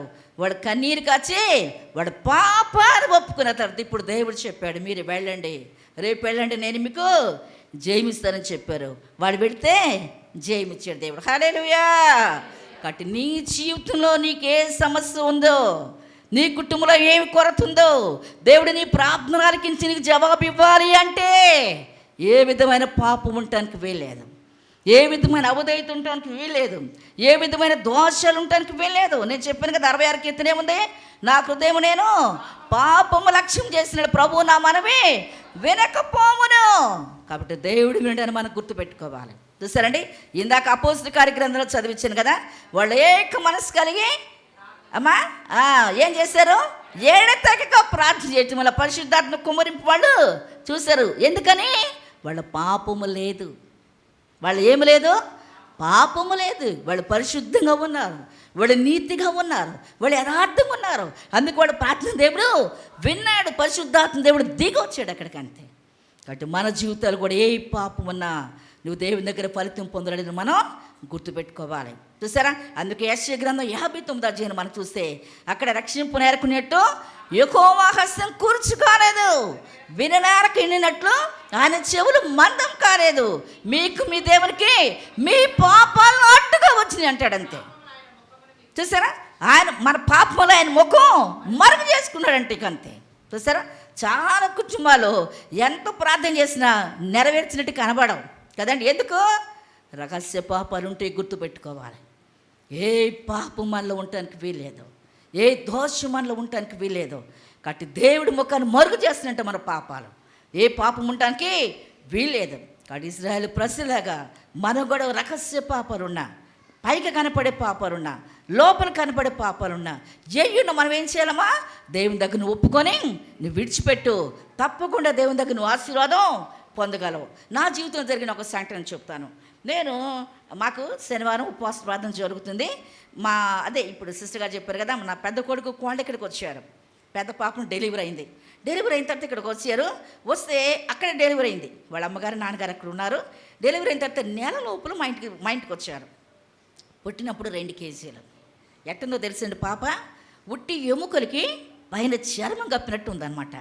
ఉంటే వస్తే చూస్తే నాకు ఒకటే దిగులు. ఆ పిల్లని చూసి నేను ఏడ్చాను. ఏంటి ప్రభు అసలు ఇలాంటి పిల్లనిచ్చో, అసలు 3 కేజీలు ఉండాలి, 2 కేజీలు ఉట్టి ఎముక, ఆ ఎముక మీద ఏముంది, ఉట్టి చర్మం కప్పినట్టు ఉంది ఏంటి ప్రభా అని నా దిగులు. దానితో పిల్ల రాగా ఏడుస్తుంటే నేను అన్నాను, బ్లెస్సీ పాలు ఇమ్మని అడిగాను. అంటే అత్తయ్య నేను పాలు పిండియాలి, పిల్ల పుట్టినప్పుడు బాక్స్లో పెట్టి 2 డోసులు బాక్స్ పెడితేప్పుడు వాళ్ళు ఏదో పాలు పోసారంట, ఆ పాలు బయట అలవాటు, పేక పాలు తాగుతుంది, నా పాలు ముట్టుకోట్లేదు అసలు అని చెప్పింది. నాకు ఒకటే దిగులు, ప్రభా అసలు పెళ్ళే 2 కేజీలు పాలు ఎట్టెత్తుంది అమ్మా, పిండి ఇవ్వాలంట పాలు తల్లి. ఇక అది చూస్తే నాకు ఒకటే దిగులు, నేను ఏడుస్తున్నాను. ఆ ముందు ఏడవలేదురండి. ఆ రోజు శనివారం అయితే కూర్చున్నాను, నా మరణాన్ని ఒళ్ళు పెట్టుకున్నాను. ఆ రోజు దాసుడు వాక్యం చెప్తున్నాడు, అయ్యగారు ఇదిగో అన్న ప్రార్థన చేస్తే దేవుడు వెంటనే ఫలితం ఇచ్చాడు. ఏలే ప్రార్థన చేసి ఉపవాసం ఉండి దేవుడు వర్షాన్ని కురిపించాడు. నువ్వు విశ్వాసంతో నువ్వు కన్నీటితో ప్రార్థన చేస్తే దేవుడు ఇప్పుడే నీకు ఫలితం ఇస్తాడు. నీకు ఆ విశ్వాసం ఉందా? నీకు ఆ ప్రార్థనా జీవితాన్ని హెచ్చరిస్తున్నారు. నేను వింటున్నాను, నా కళ్ళంటే నీటి కారి నా మనవరాలి మీద పడుతుంది. ప్రభా నేను విశ్వసించాను, నా మనవరాలు రూమ్ కొట్టుకొని పాలు తాగాలి, ఇట్లా ఉండటానికి వీలేదు, పాలు పిండటానికి వీలేదు, నేను నా మనవరాలు చూడకూడదు ప్రభా, పిండిటం ఏం పోయటం ఏంటి ప్రభా, అసలు ఎంత కష్టమోనండి, చాలా కష్టం. ఇక అయితే అని ప్రార్థన చేశాను. ఇంకా నా ఏడుపు ఇంకా ఆయన వాక్యం చెప్తుంటే నా కళ్ళు నీళ్ళు కారి నా మనవరాలి మీద పడతాను. నేను ఏడ్చాను, ప్రార్థన అంతా ఏడ్చాను. ప్రార్థన అయిపోయిన తర్వాత ఇంటికి వెళ్ళి కూడా ఇంకా అదే ప్రార్థన. నాకు ప్రార్థన చేసిన తర్వాత పొద్దున లేచి నేను అన్నాను, బ్లెస్సీ పిల్లకి పాలు ఇవ్వమని చెప్పాను. అత్తయ్య నువ్వు పట్టుకో నేను పిండిస్తానంటుంది. నువ్వు పట్టుకో నేను పిండిస్తా, నువ్వు పిండక్కర్లా, నువ్వు ముందు పాలు ఇవ్వమని చెప్పాను. పాలు ఇచ్చిందండి, నమ్మండి, ఇంకా పట్టుకొని వదలట్లేదు, ఇంకా బాగా తాగటం మొదలుపెట్టింది. హల్లెలూయా! దేవుడు ఎంత అద్భుతకారుడు, ఎంత ఆశ్చర్యకారుడు. నువ్వు కూడా నీ రహస్య పాపాలు ఒప్పుకొని విశ్వాసంతో నువ్వు ప్రార్థన చేస్తే దేవుడు నీ పట్ల గొప్ప కార్యాలు ఇప్పుడు కాదు ఇప్పుడే చేయగల సముద్రుడైన దేవుడు. హల్లెలూయా! కాబట్టి దేవుడులారా, అది మొదటి తలంపు మీరు గుర్తుపెట్టుకోవాలి. ఉపవాసం ప్రార్థన చేయటం ద్వారా గొప్ప విజయాన్ని పొందారు. అది అమ్మ ఏం పొందారు? గొప్ప విజయాన్ని పొందారు. అది రెండోది మనం చూస్తే ఎస్తేరు గ్రంథం మనందరూ తెలుసు కదా. ఎస్తేరు గ్రంథంలో మనం చూస్తే ఎస్తేరు గ్రంథం అక్కడ 4వ అధ్యాయానికి వస్తే ఇజ్రాయేల్ ప్రజల కిందకి ఏం వచ్చింది? భయంకరమైన శ్రమలు వచ్చినాయి. ఏ శ్రమ? ఆదారు నెల 13వ తారీఖు యూదులందరూ ఒకేసారి హతము చేయబడాలి, చనిపోవాలని శాసనం. అదొకటి ఎవరు పుట్టించారు? హామాను. అమ్మా ఏం జరిగింది? హామాను పుట్టించాడు, మనకు తెలుసు కదా. అప్పుడు రాజుగారు హామాను మాట విన్నాడు. హామాను ప్రధానమంత్రి. మరి మొత్తం ఏం చేసేవాడు? అమ్మా చెప్పాలి, వాచ్మెన్.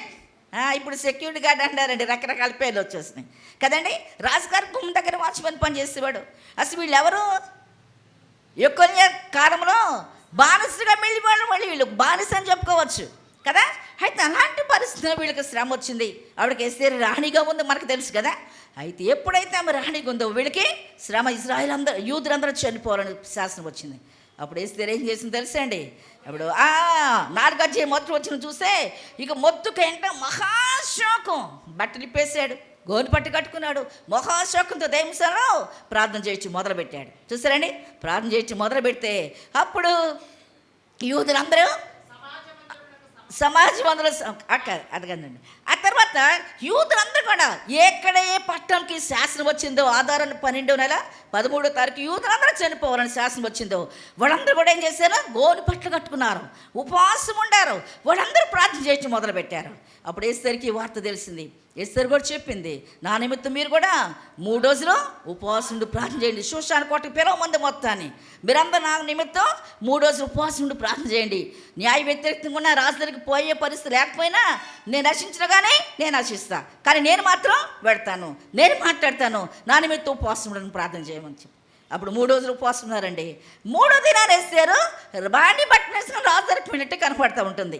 ఇప్పుడు ఆ ఉపవాసం ఉండి వెళ్ళిందా, ఉపవాసం లేకుండా వెళ్ళిందా? అమ్మ ఎట్ట వెళ్ళింది? ఉపవాసం మనం 3 రోజులు ఉన్నాం, మరి మొక్కలు ఎట్టు ఉంటాయి చెప్పండి అమ్మ? 3 రోజులు మనం ఉపవాసం ఉన్నాం, మన మొక్కలు ఎట్లుంటాయి? ఎవరైనా బలహీనకుంటే అమ్మ ఏంటి అట్టున్నామంటే అంటారు, నేను ఫాస్టింగ్ అండి కదా, నేను ఉపవాసం ఉన్నాను అందుకే నేను చిక్కిపోయినట్టున్నామంట. ఆమె 3 రోజులు ఉపవాసం, 3 రోజు అన్న పానాలు అంటే నీళ్ళు కూడా తాగలేదు అనమాట. గుర్తుపెట్టుకోండి. ఏం చేయాల? అన్నం తినలేదు, నీళ్ళు తాగల. ఇప్పుడు 3 రోజులు రాణిగారు బట్ట వేసుకుని రాజు దగ్గరికి వెళ్తే రాజుగారికి దయ వచ్చింది. హల్లెలూయా! ఎందుకు వచ్చింది చెప్పగలరా? ఆమె 3 రోజులు దేవుని దగ్గర కూర్చుంది, నీళ్లు తాగలేదు, అన్నం తినలేదు, ప్రార్థన ఉండటం వల్ల దేవుని శక్తితో నింపబడింది, దేవుని ఆత్మతో నింపబడింది, దేవుని ప్రసన్నతో నింపబడింది, దేవుని వెలుగుతో నింపబడింది. రాజుగారికి వెలుగులో ముఖం తడతడ మెరిసిపోతుంది. హల్లెలూయా! వెంటనే రాజుగారు దండం చూపించాడు. ముట్టుకుంది. ఏం కావాలి? రాణి అని ఇస్తారు, రాజ్యంలో సగం మట్టుకు నీకు ఇస్తానని చెప్పింది. వెంటనే ఆమె చెప్పింది, అయ్యా నేను కొంది సిద్ధపరచబోతున్న విందు, దానికి నువ్వు ఎవరు రావాలి? హామాను కూడా. హామాన్ ఎవరు చెప్పాలి? యూదులకి బద్ధ శత్రువు. భర్త అంటే ఎవరైనా భోజనాన్ని పిలుస్తాం, శత్రువు కదమ్మా. ఎవరు భోజనం పిలుస్తామా? పిలిచిందామె కదా. దీని ద్వారా ఏమర్థమవుతుంది? శత్రువైన హామాను కూడా భర్తను ప్రేమించినట్టు ప్రేమిస్తుంది. హల్లెలూయా! నీకు ఎవరు శత్రువుగా ఉండటానికి వీలేదు. ప్రధాన శత్రువు ఎవరు? సాతానుడు ఒక్కడే. గుర్తుపెట్టుకో. మనకి ఎవరు శత్రువుగా ఉండటానికి వీలేదు. నేను వాళ్ళ ఇంటికి వెళ్ళను, వాళ్ళతో మాట్లాడను, వీళ్ళింటికి వెళ్ళను, వీళ్ళతో మాట్లాడాను ఎవరు అంటానికి వీలేదు. గుర్తుపెట్టుకోవాలి. చూసారండి, కానీ ఎప్పుడైతే ఉపవాసం ఉండి ప్రార్థన చేసిందో, ఇంతకుముందు రాజుగారు హామాను మాట వినేవాడు, కానీ ఇప్పుడు ఉపవాసం ఉండి ప్రార్థన చేయటం వల్ల యేసయ్య మాట దేవుడు వింటున్నాడు. హల్లెలూయా! చూసారండి, కాబట్టి 3 రోజులు ఉపవాసం ప్రార్థన ద్వారా దేవుడు రాజు హృదయాన్ని మార్చాడు. ఆమె కన్నీటి ప్రార్థన ద్వారా చట్టాన్ని మార్చాడు దేవుడు. హల్లెలూయా! చనిపోవాల్సిన యూదులందరూ బ్రతికేరు అక్కడ ఉపవాస ప్రార్థన ద్వారా కదండి. చట్టాలు తిరగబడినాయి. ఏ రోజు యూదులు చనిపోవాలో ఆ రోజు ఇప్పుడు ఎవరు చనిపోవాలని చెప్పారు అమ్మా? హామాను కుటుంబం. దేవుడు ఎంత గొప్ప దేవుడు! హృదయాలు త్రిప్పగలిగిన దేవుడు, మనుషులు త్రిప్పగలిగిన దేవుడు. కాబట్టి దేవుడులారా మీరు కూడా గుర్తుపెట్టుకోండి. నా సాక్షి చెప్పి నేను ముగిస్తాను. మా అమ్మగారు, నాకు టైం అయిపోయింది. మా అమ్మగారు ఉన్నారు. మేము 7 పిల్లలం. అమ్మ ఎంతమంది? 7 పిల్లలం మేము. అయితే నేను మా ఇంట్లో కడసారు దాన్ని. నాకు 3 అన్నలు 3 అక్కలు. అయితే నేను మా అమ్మ ప్రతిరోజు అంటే వారంకొక్క రోజు ప్రతి గురువారం మా కొరకు ఉపవాసం ప్రార్థన చేసేది. ప్రతి శనివారం ఉపవాసం ఉంటుంది. దేనికోసమో తెలుసా? దేశం కొరకు, నాయకుల కొరకు, అధికారుల కొరకు. ఆదివారం బల తీసుకుంటాం కదా, దాని కొరకు ఉపవాసం ఉంటుంది. కానీ గురువారం మేము 7 పిల్లలం. నేను చిన్నప్పుడు మా నాన్నగారు చనిపోయాడు. నాన్నగారు నాకు తెలియదు. మేము 7 పిల్లలం. మా 7 పిల్లల కొరకు మా అమ్మ ఉపవాసం ప్రార్థన చేసేది. ఎందుకంటే లోకం భయంకరంగా ఉంది కదా. తండ్రికి పిల్లలకి ఏం భయం కావాలమ్మా? తండ్రి భయం. మమ్మీ ఎప్పుడు ప్రార్థన చేసేది, ప్రభా ఈ దినాల్లో పిల్లలకి తండ్రి భయం కావాలి. కానీ నాకు తండ్రి లేడు కదా, నాకు భర్త లేడయ్యా, నా పిల్లలు తండ్రి లేని పిల్లలు, కాబట్టి నా పిల్లలు ఏమైపోతారయ్యా అని వాళ్ళ కొరకు ఉపవాసం ఉండి, వాళ్ళు ఎవరు మాట వింటారయ్యా? నీ మాట వింటారు, నా పిల్లలకు పరలోకపు తండ్రి నువ్వే అని వాళ్ళ కొరకు ప్రార్థన చేసేది. మళ్ళీ ఇంకా దేవునితో చెప్పేది, ప్రభా ఇప్పుడు తండ్రి దెబ్బలు కొట్టి పెంచుతాడు పిల్లల్ని కదమ్మా, అంటే తండ్రి మాట వింటారు, తల్లి మాట అంతకుంటారు కదా. కాబట్టి నా బిడ్డకు పరలోకపు తండ్రి, వాళ్ళు ఎటు తప్పు చేసినా, వాళ్ళు ఎక్కడికి వెళ్ళినా నువ్వు బెత్తం వాడయ్యా, నీ క్రమశిక్షణ వాడు పెంచయ్యా, నువ్వు బెత్తం వాడు ప్రభా, నీ క్రమశిక్షణ వాడు పెంచాలయ్యా. నా పిల్లలు అటు ఇటు తిరుగుతూ ఉంటే ఒరే వాడికి నాన్న లేడరా, ఆ పిల్లలు చూసి ఎట్ట తిరుగుతున్నాను అనుకుంటారయ్యా. నీకు అనమైన అవమానం నా ద్వారా, నా బిడ్డల ద్వారా ఎక్కడ అవమానం రాకూడదు, నా బిడ్డకు నువ్వు తండ్రి గుండయ్యా అన్నట్టు ప్రార్థన చేసేది. నేను ఎప్పుడు పాసుకు వేసిన మా అమ్మ చాప మీద పడుకుంటుంది. నాకు తెలిసినంత వరకు మా అమ్మ మంచం మీద పడుకుంటు నేను ఎరగా ఎప్పుడు కింద పడుకుంటుంది.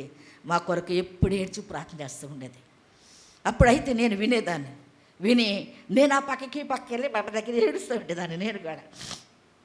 నేను చెప్పగలనండి, మా 7 పిల్లల దేవుడు విడిచిపెట్టలేదు. మా అమ్మ ఉపవాసం ప్రార్థన చేసేది. మా అమ్మ చనిపోతే నేను అక్కడికి వెళ్ళాను. నేను అప్పటికి విజయవాడలో ఉండే, నాకు ఫోన్ వచ్చింది. అసలు మా అమ్మ దగ్గర నుంచి ఇంకెట్లా ఏడుస్తున్నాను నేను. ప్రభా మా కొరకు ప్రార్థన చేసే తల్లి, కానీ మా అమ్మని తీసుకున్నావు, మా కొరకు ఎవరు ప్రార్థన చేస్తారయ్యా? ఎవరు చేస్తారు?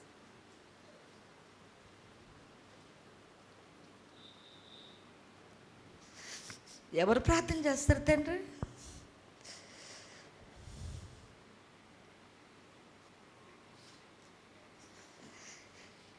బట్టి నేను చేస్తానయ్యా 7 బిడ్డల కొరకు.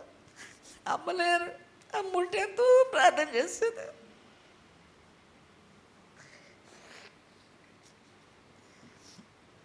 నీ పిలుపు మేరకు అమ్మని తీసుకున్నావు కదా ప్రభా, నేను ఉపవాసం ఉంటానయ్యా, నా 7 పిల్లల కొరకు నేను ప్రార్థన చేస్తా అని నేను అప్పుడు మేము అమ్మ దగ్గర శవం దగ్గర నిలబడి నేను దేవుని దగ్గర తీర్మానం చేసుకున్నాను. మా అమ్మ బుధవారం ఉండేది, మా అమ్మ గురువారం ఉండేది, నేను బుధవారం ఉంటాను ప్రభా అని అక్కడ తీర్మానం చేసుకుని దేవునితో చెప్పాను. దేవుడి కృపను బట్టి ఆ తీర్మానం ప్రకారం బుధవారం ఇప్పుడు వరకు, అప్పుడు తీర్మానం ప్రకారం ఇప్పుడు వరకు ప్రతి బుధవారం తప్పకుండా మా పిల్లల కొరకు, నా రక్త సంబంధుల కొరకు, నా బంధుమిత్రుల కొరకు నేను ఎప్పుడూ ప్రార్థన చేస్తున్నాను. నాకు ఒకటే ఆశ, ఈ లోకలు మేమందరం ఎంతో ప్రేమించుకుంటూ బాగుంటామయ్యా. రేపు నీ దగ్గరికి వచ్చినప్పుడు కూడా ఎవరు ఉండాలి? వీళ్ళందరూ ఉండాలి కదా. రాహాబు కోరిక ఏంటి? తల్లిదండ్రులు, అన్నదమ్ముళ్ళు, అక్క చెల్లెళ్ళు వాళ్ళు కరిగిన వారు కూడా. అసలు ఎంత కోరిక ఆమె జీవితంలో. తల్లుగా మనకు ఆ కోరిక ఉండాలి. ఎస్తేరు ఆమెను రక్షించింది. ఎస్తేరు ఉపవాసులు ప్రార్థన చేయటం వల్ల రాజు హృదయం మారిపోయింది. చట్టాన్ని దేవుడు రాసే చెప్పాడు, ఇంకొక చట్టం పుట్టించుకోమని. చట్టం మారిపోయింది. చనిపోవాల్సిన యూదులందరూ ఎవరు బ్రతికించారు? ఎస్తేరు. కానీ రక్షణ పొందిన మన కర్తవ్యం కూడా అదై ఉండాలి. హల్లెలూయా. నువ్వు రక్షణ పొందితే చాలదు, నీ భర్త మారాలి, నీ పిల్లలు మారాలి, నీ అన్నదమ్ముడు మారాలి, అక్క చెల్లెలు మారాలి, వాళ్ళ సంతతి కూడా మారాలి. హల్లెలూయా. ఎస్తేరు ఎంతమంది రక్షించిందండి చూసారా. కాబట్టి మనం దేవుని కొరకు నిలబడాలి. నువ్వు ఉపవాసం, నువ్వు ప్రార్థన చేయడం వారు నీ కుటుంబంలో కార్యాలు జరగాలి. జరిగిస్తాడు దేవుడు తప్పకుండా, అంతే చూసారా. కాబట్టి మా అమ్మ ఉపవాసం వాడని చెప్పగలం. మన్నయ్య పాస్టర్ గారు, అక్క చెల్లెలు అందరూ దేవుని తెలుసుకున్నాం, రక్షణ పొందాం. దేవుని ఎదగటానికి దేవుడు ఎంతో కృప చూడు. మా పిల్లలు కూడా రక్షణ పొందారు. మా పిల్లలే కాదు, మాకు కూడా పిల్లలు. వాళ్ళు ఎప్పుడు కూడా నాకు చెప్తుంటారు, పినే మా కొరకు ప్రార్థన చేయి, పాస్టర్ గారు మా కొరకు ప్రార్థన చేయి, మా కొరకు ప్రార్థన చేయి. ప్రభు వచ్చే దినాలు మనం ఉన్నాం. కాబట్టి తల్లులారా మనం గుర్తుపెట్టుకుందాం, మళ్ళీ దేవుడికి మనకట్టుగా ఏ పాపం ఉండటానికి వీల్లేదు, ఏ అవధైతే ఉండటానికి వీల్లేదు. మొదటిది వాళ్ళు ఉపవాసులు ప్రార్థన చేయడం వారు దేవుడు ఏమిచ్చాడు? గొప్ప జయ జీవితం వాళ్ళకి ఇచ్చాడు కదా. కాబట్టి మనం కూడా అట్లా ఉండాలి. రెండోది వేసారు, ఉపవాసులు ప్రార్థన చేయటం వల్ల రాజు హృదయం మారిపోయింది, చట్టం మారిపోయింది. చచ్చిపోవలసిన యూదులందరూ బ్రతికారు. దేవుడు వాడి పట్ల గొప్ప కార్యాన్ని జరిగించాడు కదా. కాబట్టి నా పట్ల కూడా జరిగించాడని చెప్పాను కదా. మేమందరూ రక్షణ పొందడానికి మా అమ్మ కన్నీరు, మా అమ్మ ఉపవాసం, మా అమ్మ ప్రార్థన. కాబట్టి తల్లులారా, ఇంకా భర్తలు మానవాళ్ళు ఉంటే, పిల్లలు మానవాళ్ళు ఉంటే, బంధువులు మానవాళ్ళు ఉంటే, తల్లిదండ్రులు మానవాళ్ళు ఉంటే, మనందరికీ ఇదొక హెచ్చరిక. నువ్వు కూడా నడుం కట్టుకో, పట్టు కట్టుకో. వారంకి ఒకరోజు ఉపవాసం ఉండు. నీ భర్త త్రాగబోతురా, నీ పిల్లడు త్రాగబోతున్నా, నీ పిల్లల మాట వింటలేదా, నీ పిల్లలు ఇంకా దూరం పోయి భయంకరంగా జీవిస్తున్నారా, వాడి కొరకు మోకరించు. ఒక్క పూట వారానికి ఒక్కరోజు ఉపవాసం ఉండు. వాడి కొరకు నువ్వు కన్నీరు కాచు, దేవుని పాదాలు తడుపు. దేవుడు అద్భుతంగా వాళ్ళ పట్ల కార్యం జరిగిస్తాడు, అద్భుతంగా దేవుడు కార్యం జరిగిస్తాడు. నాకు టైం అయిపోయింది. ఒక చిన్న కథ చెప్పి, నా సాక్షి చెప్పాను కదా, ఒక చిన్న కథ చెప్పి నేను ఇంక ముగిస్తాను. ఒక ఊరిలో ఒక మంచి తల్లిదండ్రులు ఉన్నారంట. అమ్మ ఎవరు? మంచి భక్తి గల తల్లిదండ్రులు. వాళ్ళకి ఒక్కగానొక్క కొడుకు అంట. ఒక్కగానొక్క కొడుకుని ఎట్ట పెంచుతామో చెప్పండి మీరే. మనందరూ ఆడవడం కదా, ఎట్ట పెంచుతాం? అమ్మ నలుగురు అయితే ఒక రకంగా ఉంటాం, ఒక్కళ్ళైతే గారం పట్టి అంటారు కదా, గారాలు పట్టిగా. అడు చిన్నప్పటి నుంచి కూడా వాళ్ళలో 10th వరకు స్కూల్ ఉందంట. 10th వరకు స్కూల్ ఉంటే 10th వరకు అమ్మలు చెప్పిన మాట వింటూ, మరి బుధవారం శనివారం మరి ప్రార్థన ఉంటాయి కదా, ప్రతి కూటానికి ఆ పిల్లోని తీసుకుని వెళ్తూ మంచిగా ప్రార్థనలో భక్తులు పెంచాడంట. పెంచిన తర్వాత ఆ పిల్లోడు ఏమిటంటే 10th అయిపోయింది, పాస్ అయ్యాడు. పాస్ అయితే ఇంటర్మీడియట్కి అక్కడ కాలేజీ లేదు. ఇప్పుడు ఇంకా వేరే ప్రాంతం చేర్చాలి. అప్పుడు ఏం చేశారంటే వేరే ప్రాంతం కాలేజీ చేర్చడానికి వెళ్ళి ఫీజులు కట్టి ఆ కాలేజీలో చేర్చి ఒక మంచి రూమ్ కూడా చూసి చెప్పారంట. ఏమని ఆ ఇంటికల ఓనర్కి, అయ్యా మేము ఫస్ట్ నుంచి ప్రార్థనకు వెళ్తూ ఉంటాం, నా పిల్లడు మాతో 10వ తరగతి వరకు ప్రార్థనకు వచ్చాడు, ఇప్పుడు మాకు కాలేజీ లేదు, ఇది ఇక్కడ టౌన్లో కదా మంచి కాలేజీ ఉందని చెప్తే ఇక్కడ చేర్చాం, కాబట్టి మా బిడ్డను చూస్తూ ఉండండి అని చెప్పి కాలేజీలో అక్కడ పెట్టి ఇంటికి వచ్చారంట. ఇంటికి వచ్చి రోజు ప్రార్థన చేస్తున్నారు. నెలకోసారి వాళ్ళ అమ్మ వాళ్ళ నాన్న వెళ్ళటం చూసి రావటం అట్లా చేస్తున్నారు. వాళ్ళు చెప్పారంట కూడా, ఏమన్నా తేడాగుంటే నా కొడుకు మాకు కొంచెం ఉత్తరం రండి. అప్పుడు కాలంలో ఉత్తరాలే కదా, ఏమి లేవు ఫోన్. ఇప్పుడంటే సెల్ ఫోన్ వచ్చేసింది ఈజీగా మ్యాటర్ వెళ్ళటానికి అని చెప్పారంట. చెప్తే అప్పుడు ఏం జరిగింది తెలుసా, ఈ పిల్లడు 1 నెలలకు వస్తారు కదా వాళ్ళ అమ్మ నాన్న వెళ్ళేది, ఫ్రెండ్స్కి అలవాటు పడిపోయి ప్రార్థన లేదు. వాళ్ళ అమ్మడు ముందే బైబిల్ ఇచ్చారంట, ఇది నానా ఈ బైబిల్ చదువుకో, రోజును బైబిల్ చదువుకొని నువ్వు బుక్స్ చదవాలి. నువ్వు చదివితే నువ్వు మంచి జ్ఞానవంతుడు అవుతావు, దేవుడు నీకు మంచి జ్ఞానం ఇస్తాడు. నువ్వు ప్రార్థన పడుకుంటావు, నీ ప్రార్థన మారొద్దు, బైబిల్ మారొద్దు, ప్రార్థనకు వెళ్ళు. ఇదిగో పలానా చోట ఎక్కడ చర్చిందని వాళ్ళు చెప్పారు నాకు, కాబట్టి నువ్వు వెళ్ళినానని వాళ్ళన్నీ బుద్ధి మాట నేర్పి అక్కడ పెట్టి వచ్చారంట. వస్తారండి, కాలేజీ కదా, అమ్మ నాన్న దగ్గర లేరు, ఇంక ఇష్టానుసారంగా ఫ్రెండ్స్తో తిరగటం, ఇష్టానుసారంగా తాగుడు, సిగరెట్లు ఫస్ట్ నేర్చుకున్నాడంట. ఆ తర్వాత తాగుడు, భయంకరమైన తాగి తూలుకుంటా రావటం. అప్పుడు వాళ్ళు ఉత్తరం రాశారంట, వాళ్ళ అమ్మ నాన్న చెప్పారు కదా ఒక ఉత్తరం రాయమని. ఉత్తరం రాశారంట, అయ్యా మీ పిల్లోడు టైం కాలేజీ 4ంటికి అయిపోద్ది, 7ంటికి 8ంటికి వస్తున్నాడు, వస్తా రోడ్డు తూలుకుంటూ వస్తున్నాడు, మేము గేటు తీస్తుంటే తీయటానికి వెళ్తే అక్కడ వాసన వచ్చేస్తుంది, మాకు తాగుడు అలవాటు పడినట్టున్నాడు, లేటుకి వస్తున్నాడు, నీ కొడుకు కొంచెం దారితప్పుడట్టు మాకు కనపడుతుంది అని ఉత్తరం రాశారంట. ఉత్తరం అందిన తర్వాత తల్లిదండ్రులు ఇద్దరు ఇంటికి వచ్చారంట. వస్తే ఒకరోజు మీరు ఎందుకు వచ్చారని అడిగాడంట. ఎందుకు వచ్చారు, కొడుకు కదా అందుకే వచ్చాం, ఇప్పుడు వస్తే వచ్చారు, ఇక రావడానికి వీల్లేదు, నేను చదువుకున్నాను కదా ఇంకేంటి మీకు అని అంటున్నాడంట.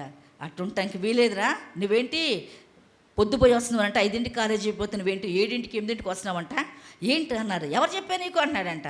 నాకు ఎవరు చెప్పరో మాకు తెలుసు, అందుకే మేము వచ్చామన్నారంట. ఇంకట్లా నేనేం తాగను, నేను మంచిగా ఉన్నాను, మీరు వెళ్ళండి అని పంపించటం, మళ్ళీ తాగుడాలో పడి ఇష్టానుసారం రావటం జరుగుతుందంట. ఓసారి వాళ్ళ నాన్న చెప్పకుండా వచ్చేలకే అస్సలు తాగి ఫుల్ లోడ్లో ఉన్నాడంట. అస్సలు వాళ్ళ అమ్మ దగ్గరికి వెళ్ళిపోయి వాళ్ళ అమ్మ నాన్న ఇద్దరు కలిసి ఇంటికి వచ్చారంట. కొడుకు దగ్గరికి ఫుల్గా తాగి ఉన్నారంట. తాగి ఉంటే వాళ్ళ అమ్మ నాన్న కడుపులో బద్దరేంతో పని అయిపోయిందంట. ఒకటే ఏడుపు, ఒకటే ఏడుపు, ఒకటే ఏడుపు. ప్రభా ఏంటి 10వ తరగతి దాకా వాడు నా మాట విన్నాడు కదా, 10 దాటిపోయింది, ఏంటి ఈ బిట్ట అయిపోయాడు, ఏంటి ఇట్ట అయిపోయాడు అని ఒకటే ఏడుపు అంట. అప్పుడు వెంటనే ఏం జరిగింది తెలుసా, వాళ్ళ పాస్టర్ గారి దగ్గరికి వెళ్ళారంట. పాస్టర్ గారి దగ్గరికి, అయ్యా రాయ్యా నా కొడుకు దారి తప్పాడు, అసలు మాట వింటలేదంటే. అప్పుడు పాస్టర్ గారు, నేను చెప్తానమ్మా, నా మాట కూడా ఏమి వింటాడు, ఇదిగో కొబ్బును ఇస్తున్నాను, అదంతా ఇల్లంతా ఏసు రక్తం చేయి, సిలువ రక్తం చేయి, కలువ రక్తం చేయని, ఎందుకంటే వాడు తిరిగి వస్తున్నాడు కదా, ఆ చీకట్లు వాడు వెంటాడట్టు చేస్తున్నాయి, కాబట్టి ఏసు ప్రార్థన చేయండి, నేను కూడా వస్తున్నాను. మీరు 2 రోజులు 3 రోజులు నీ కొడుకు వద్దనా సరే మీరు ఉపవాసం ఉండాలి, మీరు అన్నం తినొద్దు, నీళ్ళు తాగొద్దు, మీరు నీ కొడుకు ప్రార్థన చేయండి. ఒకరు వాడు వెళ్ళమన్నా మీరు వెళ్ళొద్దు, ఎందుకంటే ఏమంటున్నాడు, వీళ్ళు ఉంటే అడ్డు కదా అన్నిటికీ, తాగటానికి కానీ తినటానికి కానీ తిరగడానికి కానీ ఫ్రెండ్స్తో, కాబట్టి వాడు వద్దనా సరే మీరు వెళ్ళటానికి వీలేదు. నువ్వు నీ భార్య ఉపవాసం ఉండి వాడు కొన్ని రోజులు ప్రార్థన చేయండి అని చెప్పాడంట. ఇంకంతే, ఇంటికి వచ్చారు. ఇంటికి వచ్చి ఆ నూనెంతా సిలువ గుర్తు తలుపులకి ద్వారబంధాలకి ఇల్లంతా రాశారంట. ప్రార్థన చేసి మొదలుపెట్టారు. ఇంక వాళ్ళు అన్నం తింటలేదు, నీళ్ళు తాగట్లేదు, ఒకటే ప్రార్థన, ప్రభా నా కొడుకు మారాలి, చెడ్డ అలవాటుని విడుదల పొందాలి, తాగు నుంచి విడుదల పొందాలి, చెడ్డ స్నేహాలను విడుదల పొందాలి, సిగరెట్ని విడుదల పొందాలి. నువ్వు తప్పించి విడిపించి వాళ్ళు లేరు, నువ్వు తప్పించి కార్యం చేసి వాళ్ళు లేరు, నువ్వు తప్పించి బిడనే మార్చి వాళ్ళని ఎంతమందినో మార్చేవు ప్రభు అని ఒకటే ఏడుపు. మేళ్ళకి వచ్చినప్పుడు ఇద్దరు మోకరించి ఒకటే ఏడుపు అంట. ఎప్పుడైతే వీళ్ళు ప్రార్థన చేసి మొదలుపెట్టారో వారమే ఆ బిడ్డ మారిపోయాడు. హల్లెలూయా.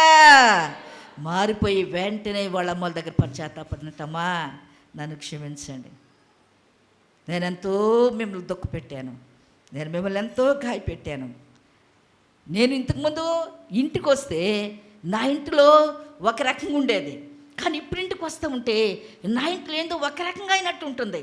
నేను వస్తూ ఉంటే నేను ఇదివరకు బ్రాంతి కొట్టుకెళ్ళి తాగొచ్చేవాడిని, ఇప్పుడు ఆ కొట్టుకెళ్ళి నాకు చూడబుద్ధి అవ్వట్లేదు, నేను ఆ కొట్టుకెళ్ళి వెళ్ళట్లేదు, అసలు దాని కనుక చూడలేదు. మొదటిసారి కొంచెం తాగానంతే, రెండోసారి లేదు, మూడోసారి లేదు, నాకు చూడాలని మనసు కూడా లేదు, మరి ఏమవుతుందో నాకు తెలియట్లేదు, నేను ఇంటికి రాగానే నాకు ప్రశాంతంగా ఉంటుంది అని అన్నాడంట. హల్లెలూయా. ఎందుకుంది ప్రశాంతత? ఉపవాస ప్రార్థన. ఏ ఇంటిలో తల్లి నడుం కట్టుకొని కడుపు కట్టుకొని బిడ్డల కొరకు ప్రార్థన చేస్తుందో, భర్త కొరకు ప్రార్థన చేస్తుందో, దేవుడు ఆ కుటుంబంలో అద్భుతాలు జరిగిస్తాడు. హల్లెలూయా. కడి తల్లులారా, ఈ రాత్రి క్షమించాలి, ఈ మధ్యాహ్న కాలశంలో మన జీవితం కూడా యోచన చేసుకుందాం. దేవుడికి మనకు అడ్డుగా ఏమున్న పాపం ఉన్నా, ఏమన్నా అవదైతున్నా దేవుని దగ్గర ఒప్పుకుందాం, సరి చేసుకుందాం, క్షమాపణ కోరుకుందాం. నీ భర్త కొరకు, నీ పిల్లల కొరకు, నీకు ఒక అప్పుల సమస్య ఉండేమో, నీకే సమస్య ఉండనే సమస్యలు సరి చేయగలిగిన దేవుడు. నువ్వు ఉపవాసం ఉండు. ఇప్పుడు దేవుని దగ్గర తీర్మానం చేసుకో, నా పిల్లల కోసం, నా భర్త కోసం, లేకపోతే నా అప్పుల కోసం నేను ఒక పూట ఉపవాసం ఉంటానయ్యా, నేను ప్రార్థన చేస్తానయ్యా, నా సమస్యలు సరి చేయపురమో నువ్వు ప్రార్థన చేయి. దేవుడు తప్పకుండా నీ సమస్యలు సరి చేస్తాడు. నేనే నీ కుటుంబాన్ని దేవుడు దీవిస్తాడు. అటు కృపతో దేవుడు మనందరిని నింపునుగాక. ఆమేన్.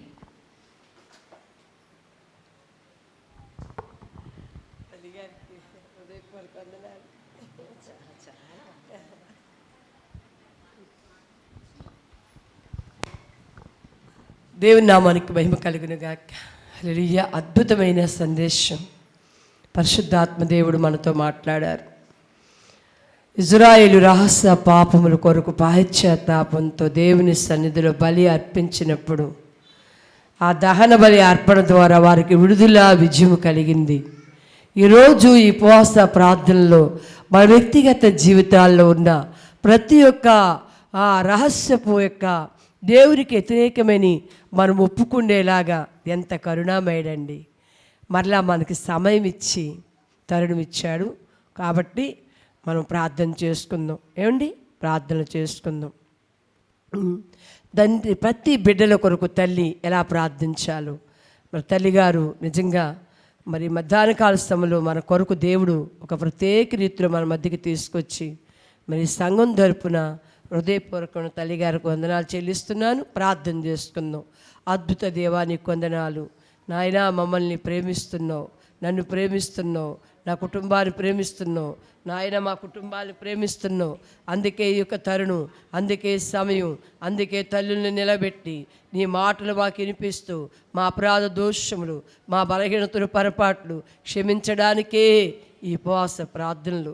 మా బిడ్డల్ని కనికరించడానికే, కుటుంబాలు కనికరించడానికే, ఏక మనసు ఇవ్వడానికే, ఏకాత్మ ఇవ్వడానికే, నాయన పరిశుద్ధత నింపడానికే, మా పాపములు పరిహరింపబడడానికే ఈ కూడికల్ని ఏర్పాటు చేస్తాం.